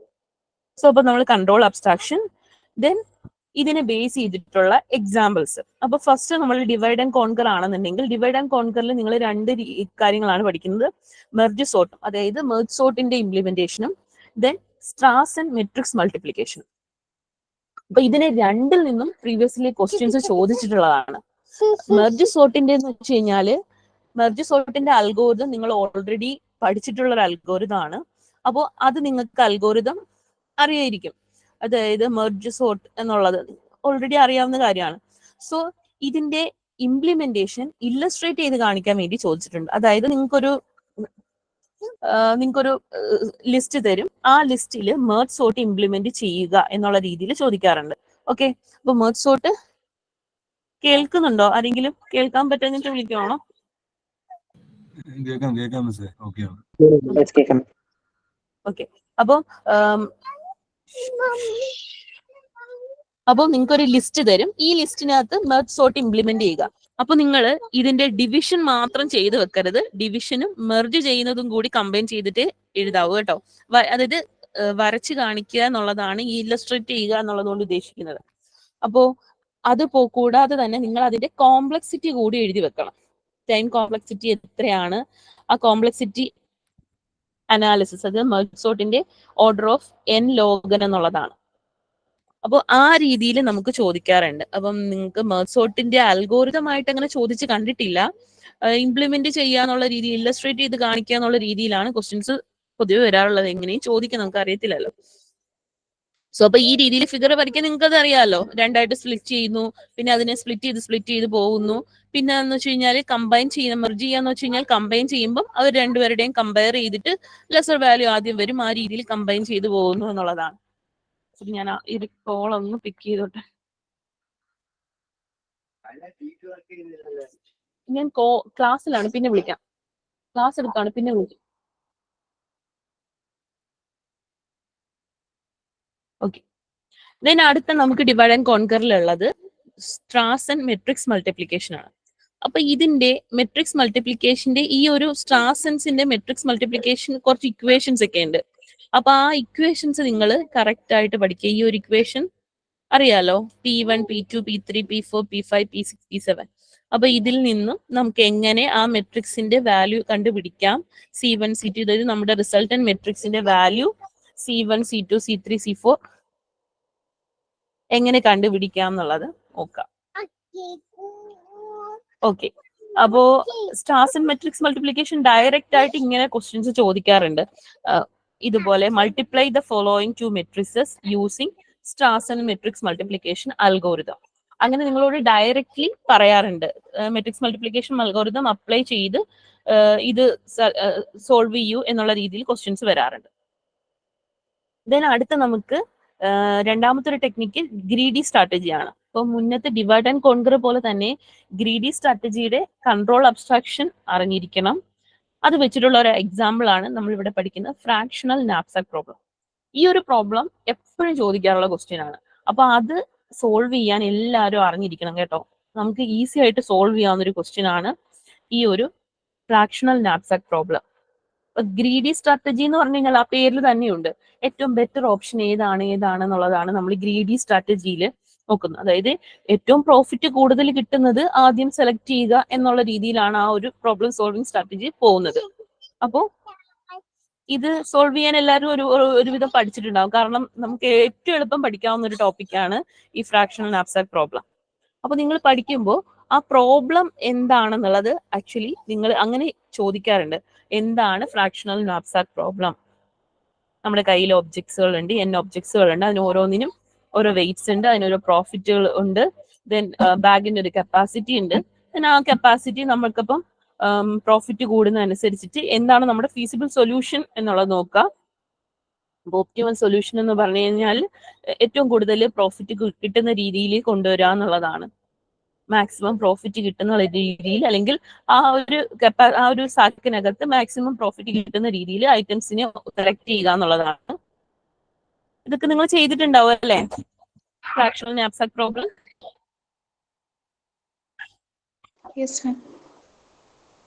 ഓക്കെ, അപ്പൊ ഈ എക്സാമ്പിൾ ഒക്കെ ഒന്ന് രണ്ട് എക്സാമ്പിൾ നിങ്ങൾ വർക്ക്ഔട്ട് ചെയ്ത് നോക്കുക കേട്ടോ. അപ്പം ഈ ഒരു മൊഡ്യൂൾ 3 നിങ്ങൾ മെയിൻ ആയിട്ട് പഠിക്കേണ്ടുന്ന ഒരു ടോപ്പിക് ഈ ഫ്രാക്ഷണൽ നാപ്സാക്ക് പ്രോബ്ലം ആണ്. പിന്നെ ഒന്ന് സ്ട്രാസൻ മെട്രിക്സ് മൾട്ടിപ്ലിക്കേഷൻ. അപ്പൊ ആ സ്ട്രാസൻ മെട്രിക്സിന്റെ ഇക്വേഷൻസ് ഓർത്ത് വെക്കുക, അത് വെച്ചിട്ട് സോൾവ് ചെയ്യാവുന്നതാണ്. അപ്പൊ നിങ്ങളൊന്ന് ബൈഹേർട്ട് ഇക്വേഷൻസ് ബൈഹേർട്ട് ചെയ്തിരുന്നാൽ ആ ഒരു പ്രോബ്ലത്തിന് സോൾവ് ചെയ്യാൻ ഈസി ആയിട്ട് പറ്റും. പിന്നെ വരുന്ന ഇതിലുള്ള ക്വസ്റ്റ്യൻ നമുക്ക് മിനിമം സ്പാനിങ് ട്രീ ക്രിയേറ്റ് ചെയ്യാനാണ്. അതിന് നമുക്ക് ക്രുസ്കൽ അൽഗോരിതം വെച്ചിട്ട് ഇംപ്ലിമെന്റ് ചെയ്യുക എന്നുള്ളതാണ്. സോ ഇതില് ഡയറക്ട്ലി നിങ്ങൾക്ക് minimum cost spanning tree computation ആണ്. ക്രുസ്കൽ അൽഗോരിതം എന്താണെന്ന് അറിഞ്ഞിരിക്കണം. ദെൻ അതിനെ അപ്ലൈ ചെയ്ത് ക്രിസ്കൽ അൽഗോരിതം അപ്ലൈ ചെയ്തിട്ട് നമ്മുടെ മിനിമം കോസ്റ്റ് സ്പാനിങ് ട്രീ കണ്ടുപിടിക്കുക, കൺസ്ട്രക്ട് ചെയ്യുക എന്നുള്ള രീതിയിലാണ് ക്വസ്റ്റ്യൻസ് കിട്ടുക. അപ്പൊ അതിന്റെ കോംപ്ലക്സിറ്റി കൂടി അറിഞ്ഞിരിക്കുക. അപ്പൊ ഏതൊരു അൽഗോരിതം ചോദിച്ചാലും നിങ്ങൾ അതിന്റെ കോംപ്ലക്സിറ്റി കൂടി എഴുതിക്കോ, കുഴപ്പമില്ല കേട്ടോ. അപ്പോ ക്രിസ്കൽ അൽഗോരിതം എങ്ങനെയാണ് ചെയ്യുക, അതിന്റെ മിനിമം കോസ്റ്റ് സ്പാനിങ് ട്രീ കിട്ടുന്നത് എങ്ങനെയാണ്, അതിന്റെ മിനിമം കോസ്റ്റ് എത്രയാണെന്നുള്ളതും എഴുതുക. അപ്പൊ ഇതിൽ ഇങ്ങനെ ഈ ക്രിസ്കൽ എന്നുള്ള പേര് കൊടുക്കാതെയും ചോദിക്കാറുണ്ട് കേട്ടോ. Find the number of distinct minimum spanning tree അല്ലെങ്കിൽ മിനിമം സ്റ്റേറ്റ് സ്പാനിങ് ട്രീ വരയ്ക്കുക എന്നുള്ള രീതിയിലും ക്വസ്റ്റ്യൻസ് ചോദിക്കാറുണ്ട്. ഡയറക്റ്റ് ആയിട്ട് അപ്ലൈ ക്രിസ്കൽ അൽഗോരിതം എന്നുള്ള രീതിയിൽ ക്വസ്റ്റ്യൻസ് വരാറുണ്ട്. അപ്പോൾ ഏതൊരു രീതിയിലായാലും നോക്കുക. പിന്നെ മറ്റൊരു ക്വസ്റ്റ്യൻ ഈ രീതിയിൽ ക്വസ്റ്റ്യൻ വന്നാൽ അതിന്റെ ഡയറക്റ്റ് നമുക്ക് അഡ്ജസൻസി മെട്രിക്സ് തരും. ഓക്കെ, അഡ്ജസൻസി മെട്രിക്സ് ഒക്കെ അറിയാലോ. അപ്പൊ നമുക്ക് ഒരു ഗ്രാഫിന്റെ മെട്രിക്സ്, ഇപ്പൊ നിങ്ങൾ ഇതിന്റെ വെയിറ്റഡ് ഗ്രാഫിന്റെ ഒരു അഡ്ജസൻസി മെട്രിക്സ് ആണ് തന്നിരിക്കുന്നത്. അപ്പൊ അതിൽ നിന്ന് നിങ്ങൾ ഈ ഗ്രാഫ് ആദ്യം കൺസ്ട്രക്ട് ചെയ്യണം, എന്നിട്ട് അതിന്റെ മിനിമം കോസ്റ്റ് സ്പാനിങ് ട്രീ വരയ്ക്കുക. ഓക്കെ, ക്രിസ്കൽ അൽഗോരിതം അപ്ലൈ ചെയ്തിട്ട്. ഓക്കെ, അപ്പൊ ഈ രീതിയിലുള്ള ക്വസ്റ്റ്യൻസ് ഒക്കെ ഒന്ന് നോക്കുക കേട്ടോ. പിന്നെ ഇതിൽ നിന്ന് വരുന്നത് ഡിജിസ്ട്രാസ് അൽഗോരിതം. ഡിജിസ്ട്രാസ് അൽഗോരിതം നിങ്ങൾ ഗ്രാഫ് തിയറിയിലും ഒക്കെ പഠിച്ച ടോപ്പിക്കാണ്. അപ്പൊ ഡിജിസ്ട്രാസ് അൽഗോരിതം എന്ന് വെച്ച് കഴിഞ്ഞാല് സിംഗിൾ സോഴ്സ് ഷോർട്ടസ്റ്റ് അൽഗോരിതം ആണ്. അപ്പോ ഈ ഡിജിസ്ട്രാസിൻ്റെതും അതുപോലെ നമ്മൾ വേറൊരു അൽഗോരിതം പഠിക്കുന്നുണ്ട്, all pair shortest path algorithm. അപ്പൊ ഇത് രണ്ടും വേർതിരിച്ച് തന്നെ പഠിക്കാം. അപ്പൊ ഡിജിസ്ട്രാസ് അൽഗോരിതം എന്ന് വെച്ച് കഴിഞ്ഞാൽ ഒരു സിംഗിൾ സോഴ്സിൽ നിന്നും മറ്റുള്ള വേർട്ടിസസിലേക്കുള്ള ഷോർട്ടസ്റ്റ് പാത്തുകൾ കണ്ടുപിടിക്കുന്ന അൽഗോരിതമാണ്. ഇവിടെ ഏത് നോഡിൽ നിന്ന് സ്റ്റാർട്ട് ചെയ്യണം എന്നുള്ളത് നിങ്ങളോട് ഡയറക്ട്ലി ചിലപ്പം പറയാറുണ്ട്, സ്പെസിഫൈ ചെയ്യും. അതായത് ഏത് നോഡിൽ നിന്ന് സ്റ്റാർട്ട് ചെയ്യണം. അപ്പൊ നോക്കിക്കേ, ഒരു question, find the shortest path from S to all other vertices in the following graph using Dijkstra's algorithm. അപ്പൊ ഡിജിസ്ട്രാസ് എന്നുള്ള പേര് സ്പെസിഫൈ ചെയ്ത് പറയാറുണ്ട്. അതല്ലാന്നുണ്ടെങ്കിൽ ഇത്ര മാത്രമേ ക്വസ്റ്റ്യൻസ് ചോദിക്കാറുണ്ട്. Find the shortest path from S to all other vertices. ഒരു സോഴ്സിൽ നിന്ന് ബാക്കിയുള്ള എല്ലാ വെർട്ടിസസിലുള്ള ഷോർട്ടസ്റ്റ് പാത്ത് കണ്ടുപിടിക്കൂ എന്നുള്ള രീതിയിലും ക്വസ്റ്റ്യൻസ് ചോദിക്കാറുണ്ട്. അപ്പം ആ പേര് റെഫർ ചെയ്തില്ല എന്ന് പറഞ്ഞിട്ട് നിങ്ങളത് വിട്ട് കളയരുത്. അപ്പൊ ഒരു നോഡിൽ നിന്ന് ബാക്കിയുള്ള നോഡുകളിലേക്കുള്ള ഷോർട്ടസ്റ്റ് പാത്ത് കണ്ടുപിടിക്കുന്നത് വെച്ച് കഴിഞ്ഞാൽ നമ്മളിവിടെ ഇംപ്ലിമെന്റ് ചെയ്യുന്നത് ഡിജിസ്ട്രാസ് അൽഗോരിതം ആണ് കേട്ടോ. അപ്പൊ അത് എളുപ്പം ചെയ്യാവുന്ന ഒരു പ്രോബ്ലം ആണ്, അത് വിട്ട് കളയാതെ നിങ്ങൾ വർക്ക് ചെയ്ത് നോക്കുക കേട്ടോ. അപ്പൊ ഇത്രയാണ് നമുക്ക് ഈ ഒരു മൊഡ്യൂൾ 3 നിന്ന് വരുന്ന ടോപ്പിക്കുകൾ എന്ന് വെച്ച് കഴിഞ്ഞാല്. അപ്പൊ മൊഡ്യൂൾ 3 മെയിൻ ആയിട്ടുള്ളത് ഡിവൈഡ് ആൻഡ് കോൺകർ, എന്താണ് സ്ട്രാറ്റജി എന്താണെന്നുള്ളത് മനസ്സിലാക്കുക. സ്ട്രാറ്റജി എന്താണെന്ന് മനസ്സിലാക്കുക. അതുപോലെ അതിന്റെ കൺട്രോൾ അബ്സ്ട്രാക്ഷൻ, ഒരു എക്സാമ്പിൾ, ഇത്രയും കാര്യങ്ങൾ ഓർത്ത് വെക്കുക കേട്ടോ. നമുക്ക് അടുത്ത മൊഡ്യൂളിലേക്ക് പോവാം. സോ നെക്സ്റ്റ് മൊഡ്യൂളിൽ നമുക്ക് 3 പ്രോഗ്രാമിംഗ് അടുത്ത മൊഡ്യൂളിൽ നമ്മൾ ചെയ്യാൻ പറ്റും. ഓക്കെ, ഞാൻ ചെയ്തേക്കാം കേട്ടോ.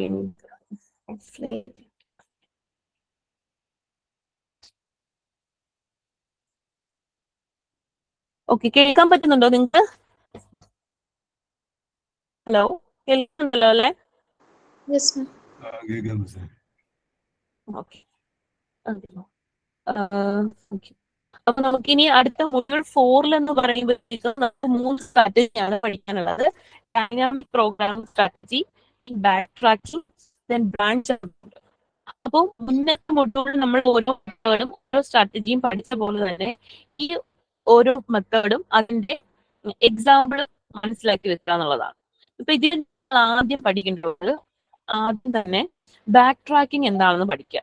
ഓക്കെ, ബാക്ക് ട്രാക്കിംഗ് എന്ന് വെച്ച് കഴിഞ്ഞാൽ നമ്മൾ ബെസ്റ്റ് എക്സാമ്പിൾ പറയുകയാണെങ്കിൽ ബാലകുടിക്കയിലൊക്കെ ഇങ്ങനെ ഒരു വഴി കണ്ടെത്താൻ മുയലിനെ വീട്ടിലെത്തിക്കൂ എന്നുള്ള രീതിയിൽ ക്വസ്റ്റ്യൻ ചെയ്യുമല്ലോ. അതായത് ഒരു സ്റ്റാർട്ട് ചെയ്തു, നമുക്ക് വളരെയധികം ചിലതൊക്കെ ബ്ലോക്ക് ഉണ്ടാവും, ആ രീതിയിൽ മുന്നോട്ട് പോകും. ഈ ബാക്ക് ട്രാക്കിംഗ് എന്ന് വെച്ച് കഴിഞ്ഞാൽ നമ്മൾ ഒരു സ്ഥലത്ത് മുന്നോട്ട് പോയി, പക്ഷെ നമുക്കൊരു ഡെഡ് ആണ്. ഡെഡ് ആണെങ്കിൽ നമ്മൾ തിരിച്ചു വന്ന് വേറൊരു വഴി ഉണ്ടെന്ന് നോക്കും. സോ ആ സ്ട്രാറ്റജിയാണ് ബാക്ക് ട്രാക്കിംഗ്. അപ്പോൾ ഓരോ സ്ട്രാറ്റജിയും എന്താണെന്ന് മനസ്സിലാക്കുക. അപ്പൊ ബാക്ക് ട്രാക്കിംഗ്, കൺട്രോൾ അബ്സ്ട്രാക്ഷൻ പഠിക്കാം. ഇതിന്റെ ഭാഗമായിട്ട് നമുക്ക് പഠിക്കാനുള്ളത് എൻക്യൂൻസ് പ്രോബ്ലം ആണ്. അപ്പൊ എൻക്യൂൻസ് പ്രോബ്ലത്തിൽ ചോദിക്കാറുള്ളത് 4 ക്യൂൻസും അതുപോലെ 8 ക്യൂൻസ് പ്രോബ്ലം ആണ്.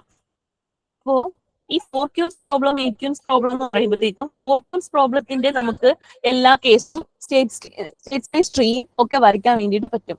പക്ഷെ ഈ 8 ക്യൂൻസിന് പറഞ്ഞ ചില സ്റ്റേറ്റ് സ്പേസ് ട്രീ ഒക്കെ വരയ്ക്കാന്ന് വെച്ച് കഴിഞ്ഞാൽ കുറച്ച് tedious ആയിട്ടുള്ള ടാസ്ക് ആണ്, കുറച്ച് ടൈം കൺസ്യൂമിങ് ആണ്.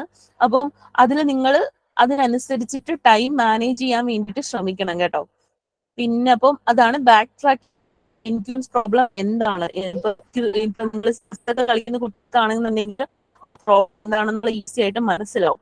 അപ്പൊ ഇവിടെ നിങ്ങളുടെ സൊല്യൂഷനകത്ത് ഇൻക്ലൂഡ് ചെയ്യേണ്ടുള്ള മെയിൻ ആയിട്ടുള്ള കാര്യം എന്താണ്, എൻക്യൂൻസ് പ്രോബ്ലം എന്താണെന്നുള്ളത്. ഇപ്പം 4 ക്യൂൻസ് ആണെങ്കിൽ 4 ക്യൂൻസ് പ്രോബ്ലം എന്താണെന്നുള്ളത് ആദ്യം എഴുതുക. ആ പ്രോബ്ലം ഐഡന്റിഫിക്കേഷൻ ആണ്. നമ്മൾ ഏതൊരു ക്വസ്റ്റ്യൻ പറഞ്ഞാൽ ആ പ്രോബ്ലം എന്താണെന്നുള്ളതാണ് നിങ്ങൾ എഴുതേണ്ടത്. സോ ആ പ്രോബ്ലം എഴുതുക. നിങ്ങൾ ആ ചെസ് ബോർഡ് അത് 4x4 4 മെട്രിക്സ് വരച്ചിട്ട് അതിന്റെ ഓരോ സൊല്യൂഷനും നിങ്ങൾ ട്രൈ ഔട്ട് ചെയ്ത് കാണിക്കുക. ദെൻ അതിന്റെ സ്റ്റേറ്റ് സ്പേസ് വരയ്ക്കുക. പിന്നെ അതിന്റെ നമ്മുടെ സൊല്യൂഷൻ മെട്രിക്സ് ഉണ്ടല്ലോ, 5 സൊല്യൂഷൻ മെട്രിക്സ്. അപ്പൊ ഇത്രയും കാര്യങ്ങൾ ചെയ്യുമ്പോഴാണ് നമുക്ക് അതിന്റെ ഫുൾ മാർക്ക് നിങ്ങൾക്ക് കിട്ടുള്ളൂ. അപ്പൊ ആ ഒരു രീതിയിലായിരിക്കും നമുക്കും സ്കീം തരുന്നതെന്ന് വെച്ച് കഴിഞ്ഞാല് അതിന്റെ അൽഗോരിതം അല്ലെങ്കിൽ പിന്നെ എന്താണ് പ്രോബ്ലം ഐഡന്റിഫൈ ചെയ്തിട്ടുണ്ടോ, അതിന്റെ മെട്രിക്സ് ഉണ്ടോ, ആ സൊല്യൂഷൻ മെട്രിക്സ് ഉണ്ടോ, സ്റ്റേറ്റ് സ്പേസ് ട്രീ ഉണ്ടോ എന്നുള്ള രീതിയിലായിരിക്കും നമുക്ക് സ്കീം തരുന്നത്. അപ്പൊ ഈ സ്കീമിനെ ബേസ് ചെയ്തിട്ടാണല്ലോ വാല്യൂഷൻ നടത്തുന്നത്. അപ്പൊ നിങ്ങൾ ആ ഒരു രീതിയിൽ തന്നെ ഫോളോ ചെയ്ത് പോകാൻ വേണ്ടി ശ്രമിക്കുക കേട്ടോ. പ്രോബ്ലം ആദ്യം ഐഡന്റിഫൈ ചെയ്യുക, അതിന്റെ എനിക്ക് പ്രോബ്ലം ആണെങ്കിൽ അതിന്റെ പ്രോബ്ലം ആണെങ്കിൽ പ്രോബ്ലം എന്താണെന്ന് പറയുക, അതിന്റെ സൊല്യൂഷൻ മെട്രിക്സ് വരയ്ക്കുക, മെട്രിക്സുകൾ വരച്ച് ഓരോ സൊല്യൂഷൻ വർക്ക്ഔട്ട് ചെയ്ത് ട്രൈ ഔട്ട് ചെയ്ത് നോക്കുന്ന വരയ്ക്കുക, സ്റ്റേറ്റ് സ്പേസ് ട്രീ വരയ്ക്കുക, സൊല്യൂഷൻ മെട്രിക്സ് വരയ്ക്കുക. ഓക്കെ, അതുപോലെ ഇത് ആദ്യം പഠിച്ചു കഴിഞ്ഞാൽ നിങ്ങൾ ബ്രാഞ്ച് ആൻഡ് ബൗണ്ടറി ടെക്നിക്, അതാണ് ട്രാവലിംഗ്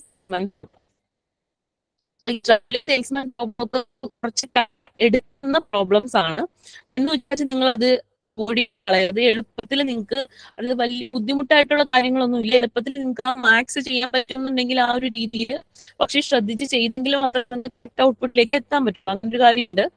അപ്പോ ട്രാവലിംഗ് സെയിൽസ്മാൻ പ്രോബ്ലം വർക്ക്ഔട്ട് ചെയ്ത് തന്നെ നോക്കാം. പിന്നെ നമുക്കുള്ളത് ഈ ഒരു മൊഡ്യൂളിൽ ഡൈനാമിക് പ്രോഗ്രാമിന്റെ ഭാഗമായിട്ടുള്ള 3 രീതിയിലുള്ള ക്വസ്റ്റ്യൻ, 2 രീതിയിലുള്ള ക്വസ്റ്റ്യൻ ആക്ച്വലി. ഒപ്റ്റിമാലിറ്റി പ്രിൻസിപ്പിളും ദെൻ മെട്രിക്സ് ചെയിൻ മൾട്ടിപ്ലിക്കേഷൻ. അതായത് ഒപ്റ്റിമാലിറ്റി പ്രിൻസിപ്പിൾ യൂസ് ചെയ്തിട്ട് മെട്രിക്സ് ചെയിൻ മൾട്ടിപ്ലിക്കേഷൻ ആണ്. Then all pair shortest path. ഇതാണ് ഞാൻ മുന്നേ പറഞ്ഞത്. നമ്മൾ മുന്നത്തെ മൊഡ്യൂൾ എന്ന് വെച്ച് കഴിഞ്ഞാല് സിംഗിൾ ഷോർട്ടസ്റ്റ് പാത്ത് അൽഗോരിതം, അതാണ് നമ്മൾ പഠിച്ച ഡിജിറ്റൽ അൽഗോരിതം. ഇവിടെ നമ്മൾ പഠിക്കുന്ന ഓൾ പെയർ ഷോർട്ടസ്റ്റ് പാത്ത്, അതായത് എല്ലാ നോഡിൽ നിന്നും ബാക്കിയുള്ള എല്ലാ നോഡുകളിലേക്കുള്ള ഷോർട്ടസ്റ്റ് പാത്തുകൾ കണ്ടുപിടിക്കുന്നതാണ്. സോ അതിനുവേണ്ടി ഉപയോഗിക്കുന്ന അൽഗോരിതമാണ് ഫ്ലോയ്ഡ് വെർച്വൽ അൽഗോരിതം. അപ്പോൾ ഫ്ലോയ്ഡ് വെർച്വൽ അൽഗോരിതം എന്താണെന്ന് മനസ്സിലാക്കണം, അതുപോലെ തന്നെ അതിന്റെ അനാലിസിസും. Okay, then matrix chain multiplication analysis. ഇത് ഇമ്പോർട്ടന്റ് ആയിട്ടുള്ള ഒരു ടോപ്പിക്, എപ്പോഴും ചോദിക്കുന്ന ഒരു ക്വസ്റ്റ്യൻ ആണ്. ഈ matrix chain optimality principle use ചെയ്തിട്ട് നിങ്ങൾ മെട്രിക്സ് ചെയിൻ ഇംപ്ലിമെന്റ് ചെയ്യുക എന്നുള്ളത്. അപ്പോൾ അതിന്റെ ക്വസ്റ്റ്യൻസ് വരുന്നത് ഈ രീതിയിലാണ്. നിങ്ങൾ ക്വസ്റ്റ്യൻസ് ഒക്കെ വർക്ക്ഔട്ട് ചെയ്തിട്ടുണ്ടാവും. Consider the matrix with dimensions തന്നിട്ടുണ്ട്. അപ്പൊ നമുക്ക് ഒപ്റ്റിമാലിറ്റി ആ ഒരു ഇവിടുത്തെ നമ്മുടെ സൊല്യൂഷൻ എന്ന് പറഞ്ഞു കഴിഞ്ഞാല് ഇവിടെ ഒരു സ്റ്റേറ്റ് സ്പേസ് ട്രീ ആണ് നമ്മുടെ സൊല്യൂഷൻ. അതല്ലെന്നുണ്ടെങ്കിൽ എങ്ങനെ മെട്രിക്സുകളെ മൾട്ടിപ്ലൈ ചെയ്യാം, അതിന്റെ ആ ഓർഡർ ആണ് ഇവിടുത്തെ സൊല്യൂഷൻ. ഓക്കെ, അപ്പൊ അത് നിങ്ങൾ കറക്റ്റ് ആയിട്ട് പഠിച്ചു വെക്കുക. ഈസി ആയിട്ട് ചെയ്യാവുന്ന കാര്യങ്ങളാണ്.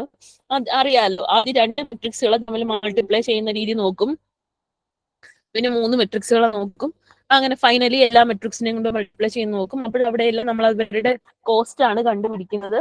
ആ കോസ്റ്റ് കണ്ടുപിടിക്കുന്നതിനുള്ള ഇക്വേഷൻ ആണ് നമുക്ക് ഈ തന്നിരിക്കുന്ന ഇക്വേഷൻ.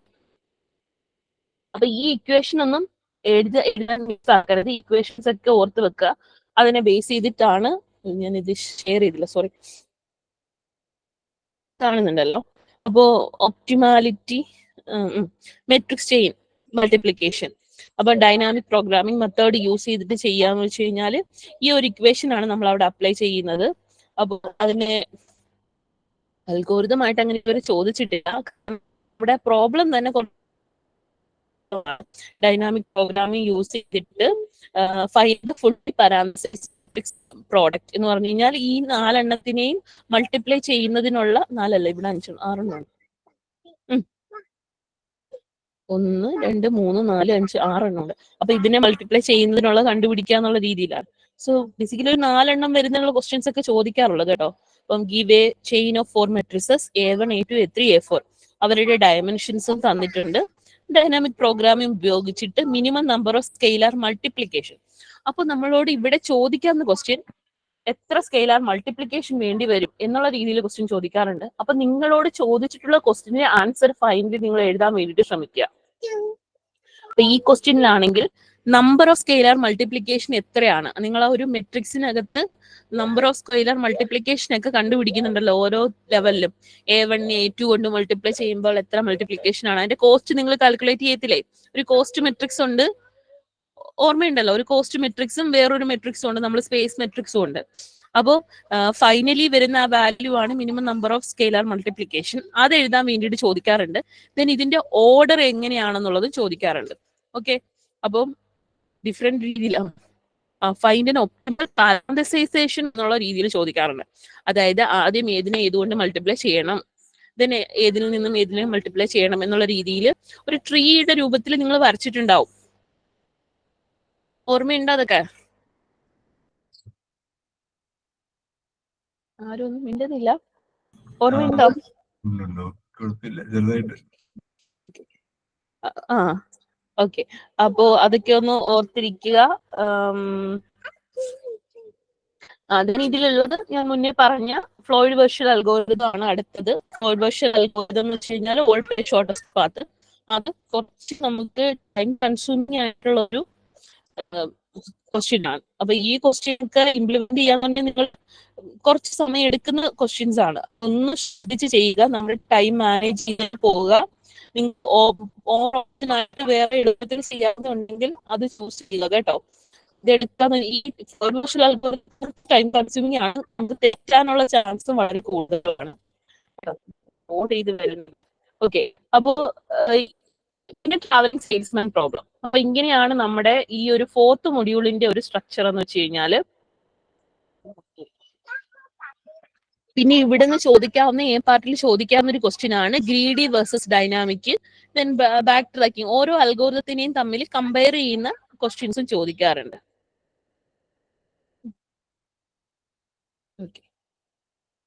ഓക്കെ, അപ്പൊ മൊഡ്യൂൾ 4 എന്ന് പറയുന്നത് ബ്രാഞ്ച് ആൻഡ് ബോണ്ട്. അപ്പം നിങ്ങളതൊന്ന് ശ്രദ്ധിക്കുക. അപ്പൊ ഇവിടെ നിങ്ങൾ ഏറ്റവും എളുപ്പത്തിൽ നിങ്ങൾക്ക് പഠിക്കാവുന്നത് ഈ എൻക്യൂൻസ് പ്രോബ്ലം ആണ്. പിന്നെ അതുപോലെ തന്നെ മെട്രിക്സ് ചെയിൻ മൾട്ടിപ്ലിക്കേഷനും. അപ്പൊ അതെങ്കിലും നിങ്ങൾ മസ്റ്റ് ആയിട്ടും പഠിച്ചിട്ട് പോവുക. അതാണ് എനിക്ക് പറയാനുള്ളത്. മസ്റ്റ് ആയിട്ട് ഈ ഒരു പ്രോബ്ലംസ് പഠിച്ചിട്ട് പോവുക. പിന്നെ ട്രാവലിംഗ് സെയിൽസ്മാൻ പ്രോബ്ലം ചെയ്യാം. ഈ ഫ്ലോയിഡ് വെർഷനിൽ ചെയ്യാൻ വേണ്ടി ഞാൻ അധികം സപ്പോർട്ട് ചെയ്യാറില്ല. കാരണം കുറെ സമയം എടുക്കും.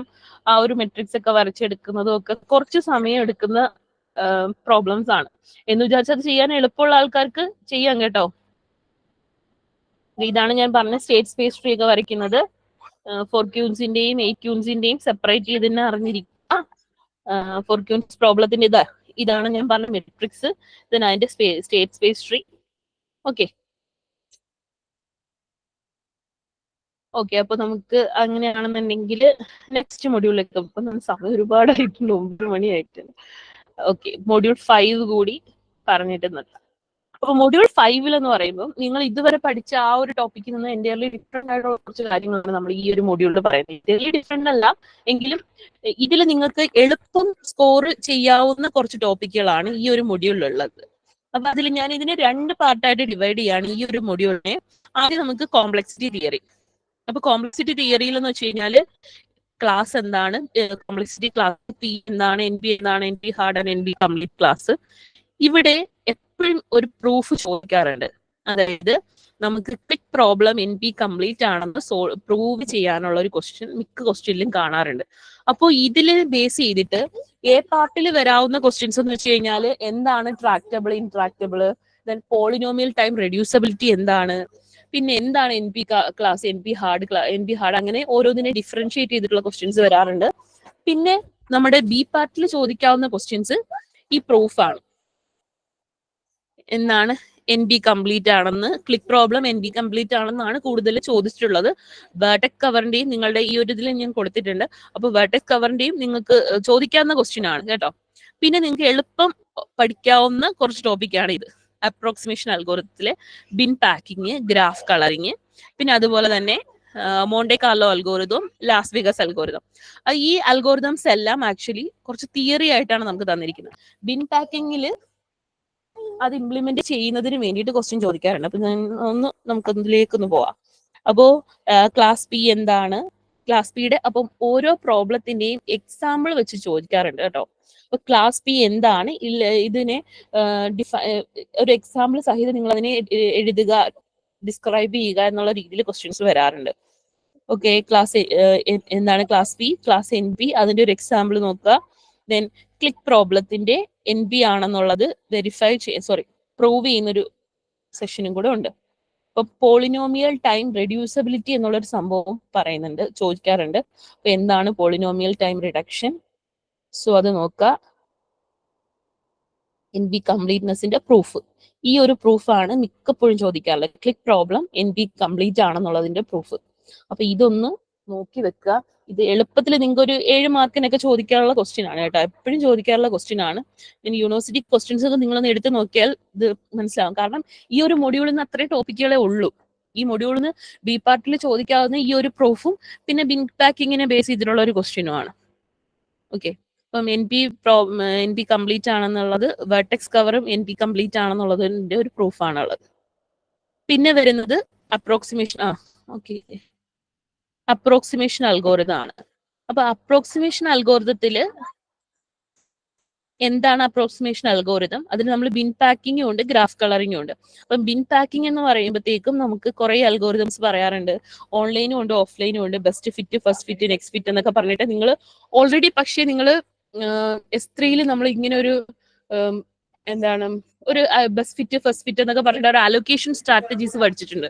ഇതിന് സിമിലർ ആയിട്ട് തന്നെയാണ്, പക്ഷെ ഇത് എളുപ്പത്തിൽ ചെയ്യാവുന്ന ക്വസ്റ്റ്യൻസ് ആണ്. ഇതിന്റെ ഒന്നും പ്രോബ്ലംസ് ഒക്കെ ഒന്ന് വർക്ക്ഔട്ട് ചെയ്ത് നോക്കുക കേട്ടോ. ക്വസ്റ്റ്യൻ ഈ രീതിയിൽ ക്വസ്റ്റ്യൻ ചോദിക്കാറുണ്ട്. Apply different bin packing approximation algorithm on the following items with the bin capacity 10 assuming the size of the items B. അപ്പൊ ഇങ്ങനെ തന്നിട്ട് ഫസ്റ്റ് ഫിറ്റ്, നെക്സ്റ്റ് ഫിറ്റിൽ എങ്ങനെ ആയിരിക്കും, ഫസ്റ്റ് ഫിറ്റിൽ എങ്ങനെ അത് ഇംപ്ലിമെന്റ് ചെയ്യും, ദെൻ ബെസ്റ്റ് ഫിറ്റിൽ എങ്ങനെ ചെയ്യും എന്നുള്ള രീതിയിൽ നിങ്ങൾക്ക് വരച്ച് ചെയ്യാവുന്ന, ഈസി ആയിട്ട് ചെയ്യാവുന്ന ക്വസ്റ്റ്യൻ ആണ് കേട്ടോ. അപ്പൊ ഈ ക്വസ്റ്റ്യൻസ് ഒന്നും നിങ്ങൾ വിട്ട് കളയരുത്. ഇതൊക്കെ ഒന്ന് വർക്ക്ഔട്ട് ചെയ്ത് നോക്കുക. ഇനിയിപ്പോ സമയം വളരെ ലിമിറ്റഡ് ആണെന്ന് അറിയാം, പക്ഷെ എങ്കിലും നിങ്ങളൊന്ന് ട്രൈ ഔട്ട് ചെയ്ത് നോക്കുക കേട്ടോ ക്വസ്റ്റ്യൻസ് ഒക്കെ. അപ്പോ പിന്നെ വരുന്നത് ഗ്രാഫ് കളറിങ്. ഗ്രാഫ് കളറിങ് വേറൊന്നുമില്ല, എന്താണ് കളറിങ് എങ്ങനെ പ്രൊവൈഡ് ചെയ്യാം എന്നുള്ളതാണ്. നിങ്ങൾ പഠിച്ചിട്ടുണ്ടാവുമല്ലോ അല്ലെ. അപ്പൊ അടുത്തടുത്തുള്ള സിമ്പിൾ ആയിട്ടുള്ള കാര്യമാണ്. അടുത്തടുത്തുള്ള നോഡുകൾക്ക് ഒരേ കളർ വരാൻ പാടില്ല. അപ്പൊ ഒരു ഗ്രാഫിന് കളർ ചെയ്യുമ്പോൾ മിനിമം എത്ര കളർ വേണം എന്നുള്ളതാണ് ആ ഒരു കളർ, അതിന്റെ ക്രോമാറ്റിക് നമ്പർ എന്ന് പറയുന്നത് കേട്ടോ. അപ്പൊ ആ ക്രോമാറ്റിക് നമ്പറിനെ ബേസ് ചെയ്തിട്ടുള്ള ക്വസ്റ്റ്യൻസ് ചോദിക്കാറുണ്ട്. ക്രോമാറ്റിക് നമ്പർ കണ്ടോ, minimum number of colours in which graph can be coloured.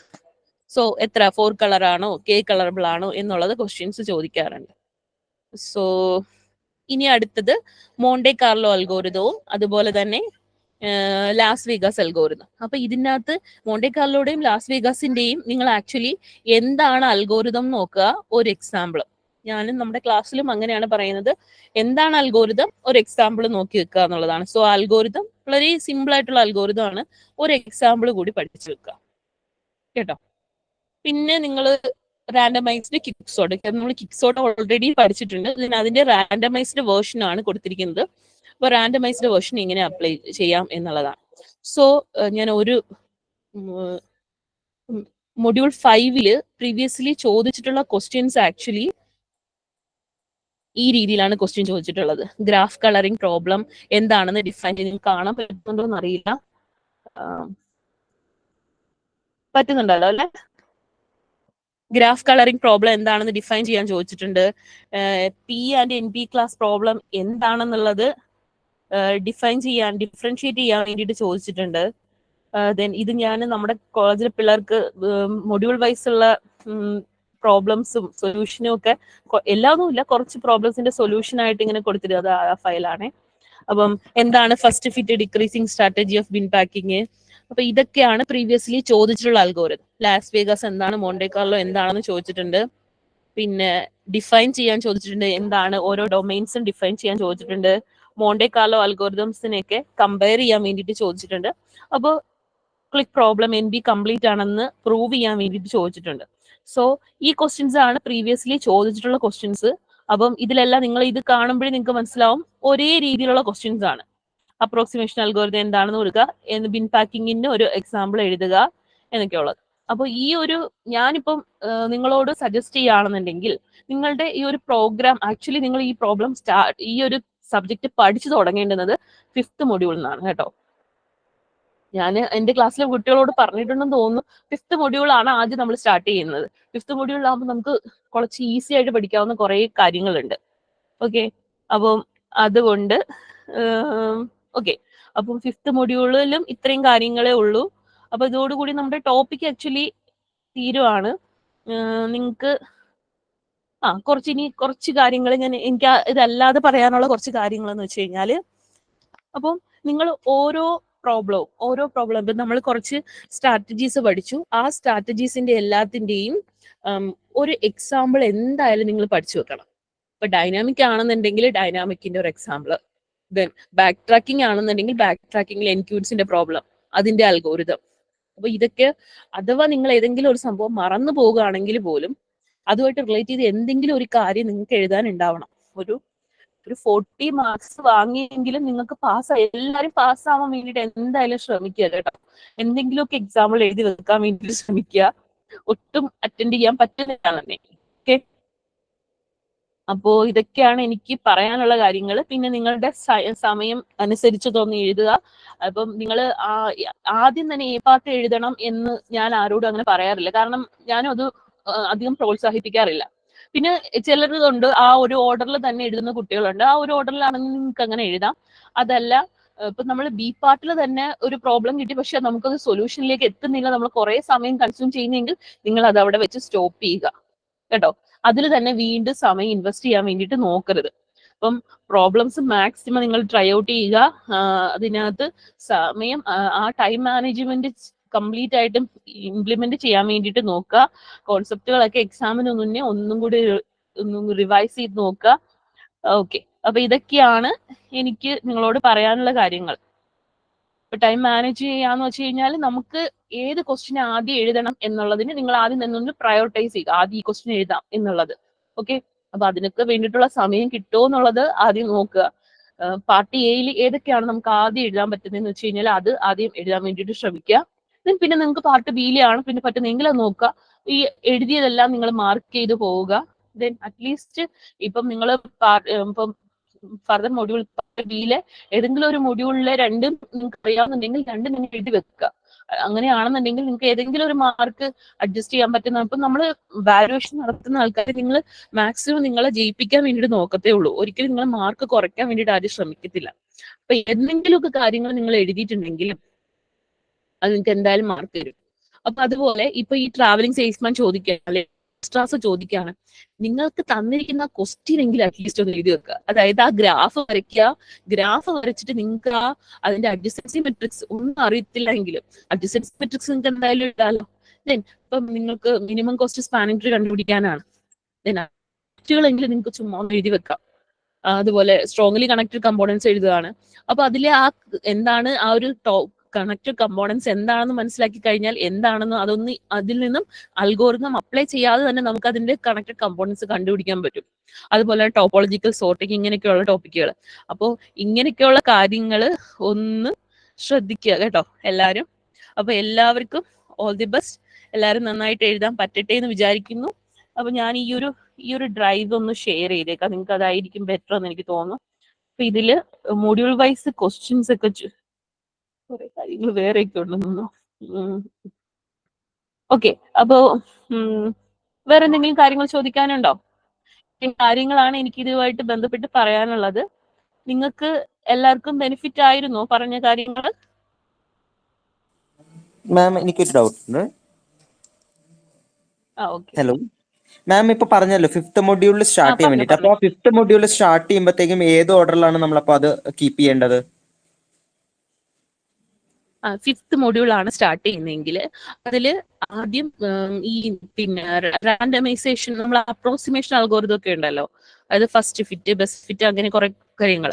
അപ്പൊ അതാദ്യം നോക്കുക, റാൻഡമൈസേഷനും അപ്രോക്സിമേഷൻ അൽഗോരിതം. അത് നിങ്ങൾ ഇതിൽ നിന്നും എൻ്റെ ഡിഫറെന്റ് ആയിട്ട് പഠിക്കുന്ന ഒരു കാര്യമാണ്. Approximation algorithm, randomization algorithm, Monte Carlo algorithm, Las Vegas algorithm, പിന്നെ ഗ്രാഫ് കളറിംഗ് എന്താണെന്നും, ദെൻ ബിൻ പാക്കിംഗ് സ്ട്രാറ്റജീസ്. അപ്പൊ ഇത് കിട്ടിക്കഴിഞ്ഞാൽ നിങ്ങൾക്ക് ആ 5th മൊഡ്യൂളിലെ പകുതി ടോപ്പിക് അവിടെ കിട്ടി. അപ്പോൾ 5th മൊഡ്യൂളിൽ നിന്നുള്ള ഏതെങ്കിലും ഒരു ക്വസ്റ്റ്യൻ, ഒരു 6 മാർക്ക് മിനിമം ക്വസ്റ്റ്യൻ നിങ്ങൾക്ക് അതിൽ നിന്നും കിട്ടാൻ വേണ്ടിയിട്ടുള്ള ടോപ്പിക് ആവും. അതുകൊണ്ടാണ് ഞാൻ അങ്ങനെ സ്റ്റാർട്ട് ചെയ്യാൻ പറഞ്ഞത്. മനസ്സിലായോ? ദെൻ പിന്നെ അതിനകത്തുള്ളത് എന്താണ് ഓരോ ക്ലാസ്സുകൾ ഏതാണെന്ന്. ഇപ്പൊ നമ്മൾ കോംപ്ലക്സിറ്റി തിയറിനെ കുറിച്ചിട്ടാണ്. അതായത് കോംപ്ലക്സിറ്റി തിയറി എന്ന് പറയുമ്പോഴത്തേക്കും ഈ എന്താണ് class P, class N P hard, N P completeness എന്നുള്ളത്. അപ്പോ അത് അങ്ങനെയാണെന്നുണ്ടെങ്കിൽ ഓരോ ക്ലാസ്സും പിന്നെ അതിനെ ഡിഫറൻഷിയേറ്റ് ചെയ്തിട്ട് ഓരോ എക്സാമ്പിൾ കൂടി നോക്കുക. അപ്പം എൻ പി ക്ലാസ് എൻ പിക്ക് എക്സാമ്പിൾ ഏതാണ്, പിന്നെ വെർട്ടെക്സ്, പിന്നെ ക്ലിക്ക് പ്രോബ്ലം എന്താണ്, ക്ലിക്ക് പ്രോബ്ലത്തിന്റെ പ്രൂഫ്, എൻ പി കംപ്ലീറ്റ് ആണെന്നുള്ള പ്രൂഫ്, പിന്നെ അതിൽ വരുന്ന എന്തായിരുന്നു പോളിനോമിയൽ ടൈം. അപ്പൊ ഈ 5th മൊഡ്യൂളിൽ നിന്ന് ആക്ച്വലി എ പാർട്ടിൽ ചോദിക്കാവുന്ന ക്വസ്റ്റ്യൻസ് ഓരോ ക്ലാസ്സസ് ഏതാണെന്ന് എങ്ങനെയാണെന്ന് ചോദിക്കാം, അതിനെ ഡിഫറൻഷിയേറ്റ് ചെയ്യാൻ വേണ്ടി ചോദിക്കാം, പോളിനോമിയൽ ടൈം റെഡ്യൂസിബിലിറ്റി എന്താണെന്ന് ചോദിക്കാം, then compare Monte Carlo and Las Vegas algorithm. അപ്പൊ ഈ രീതിയിലുള്ള ക്വസ്റ്റ്യൻസ് ആണ് ഇതിൽ നിന്ന് കണ്ടിട്ടുള്ളത്. ഓക്കെ,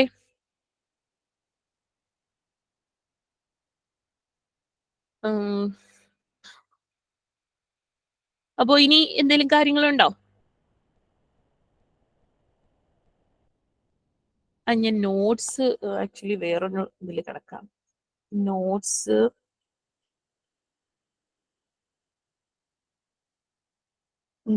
ആക്ച്വലി ഇത് മൊഡ്യൂൾ 1 3 4 5 ഷെയറിംഗ് ഓപ്ഷൻ. ഓക്കെ, അപ്പൊ അതുകൂടി ഞാനൊന്ന് ഷെയർ ചെയ്തേക്കാം. അപ്പോൾ എല്ലാവർക്കും നല്ലൊരു എക്സാം ആവട്ടെ, എല്ലാവരും എക്സാമിൽ പാസ് ആകട്ടെ എന്ന് പ്രാർത്ഥിക്കാം. ഓക്കെ, അപ്പൊ എല്ലാവർക്കും ഇത് ബെനിഫിറ്റ് ആയെന്ന് തോന്നുന്നുണ്ടോ സെഷനിൽ ജോയിൻ ചെയ്തത്?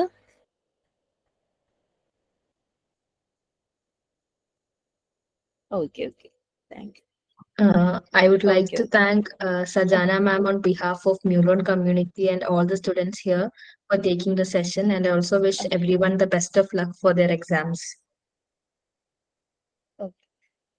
Okay, thank you all.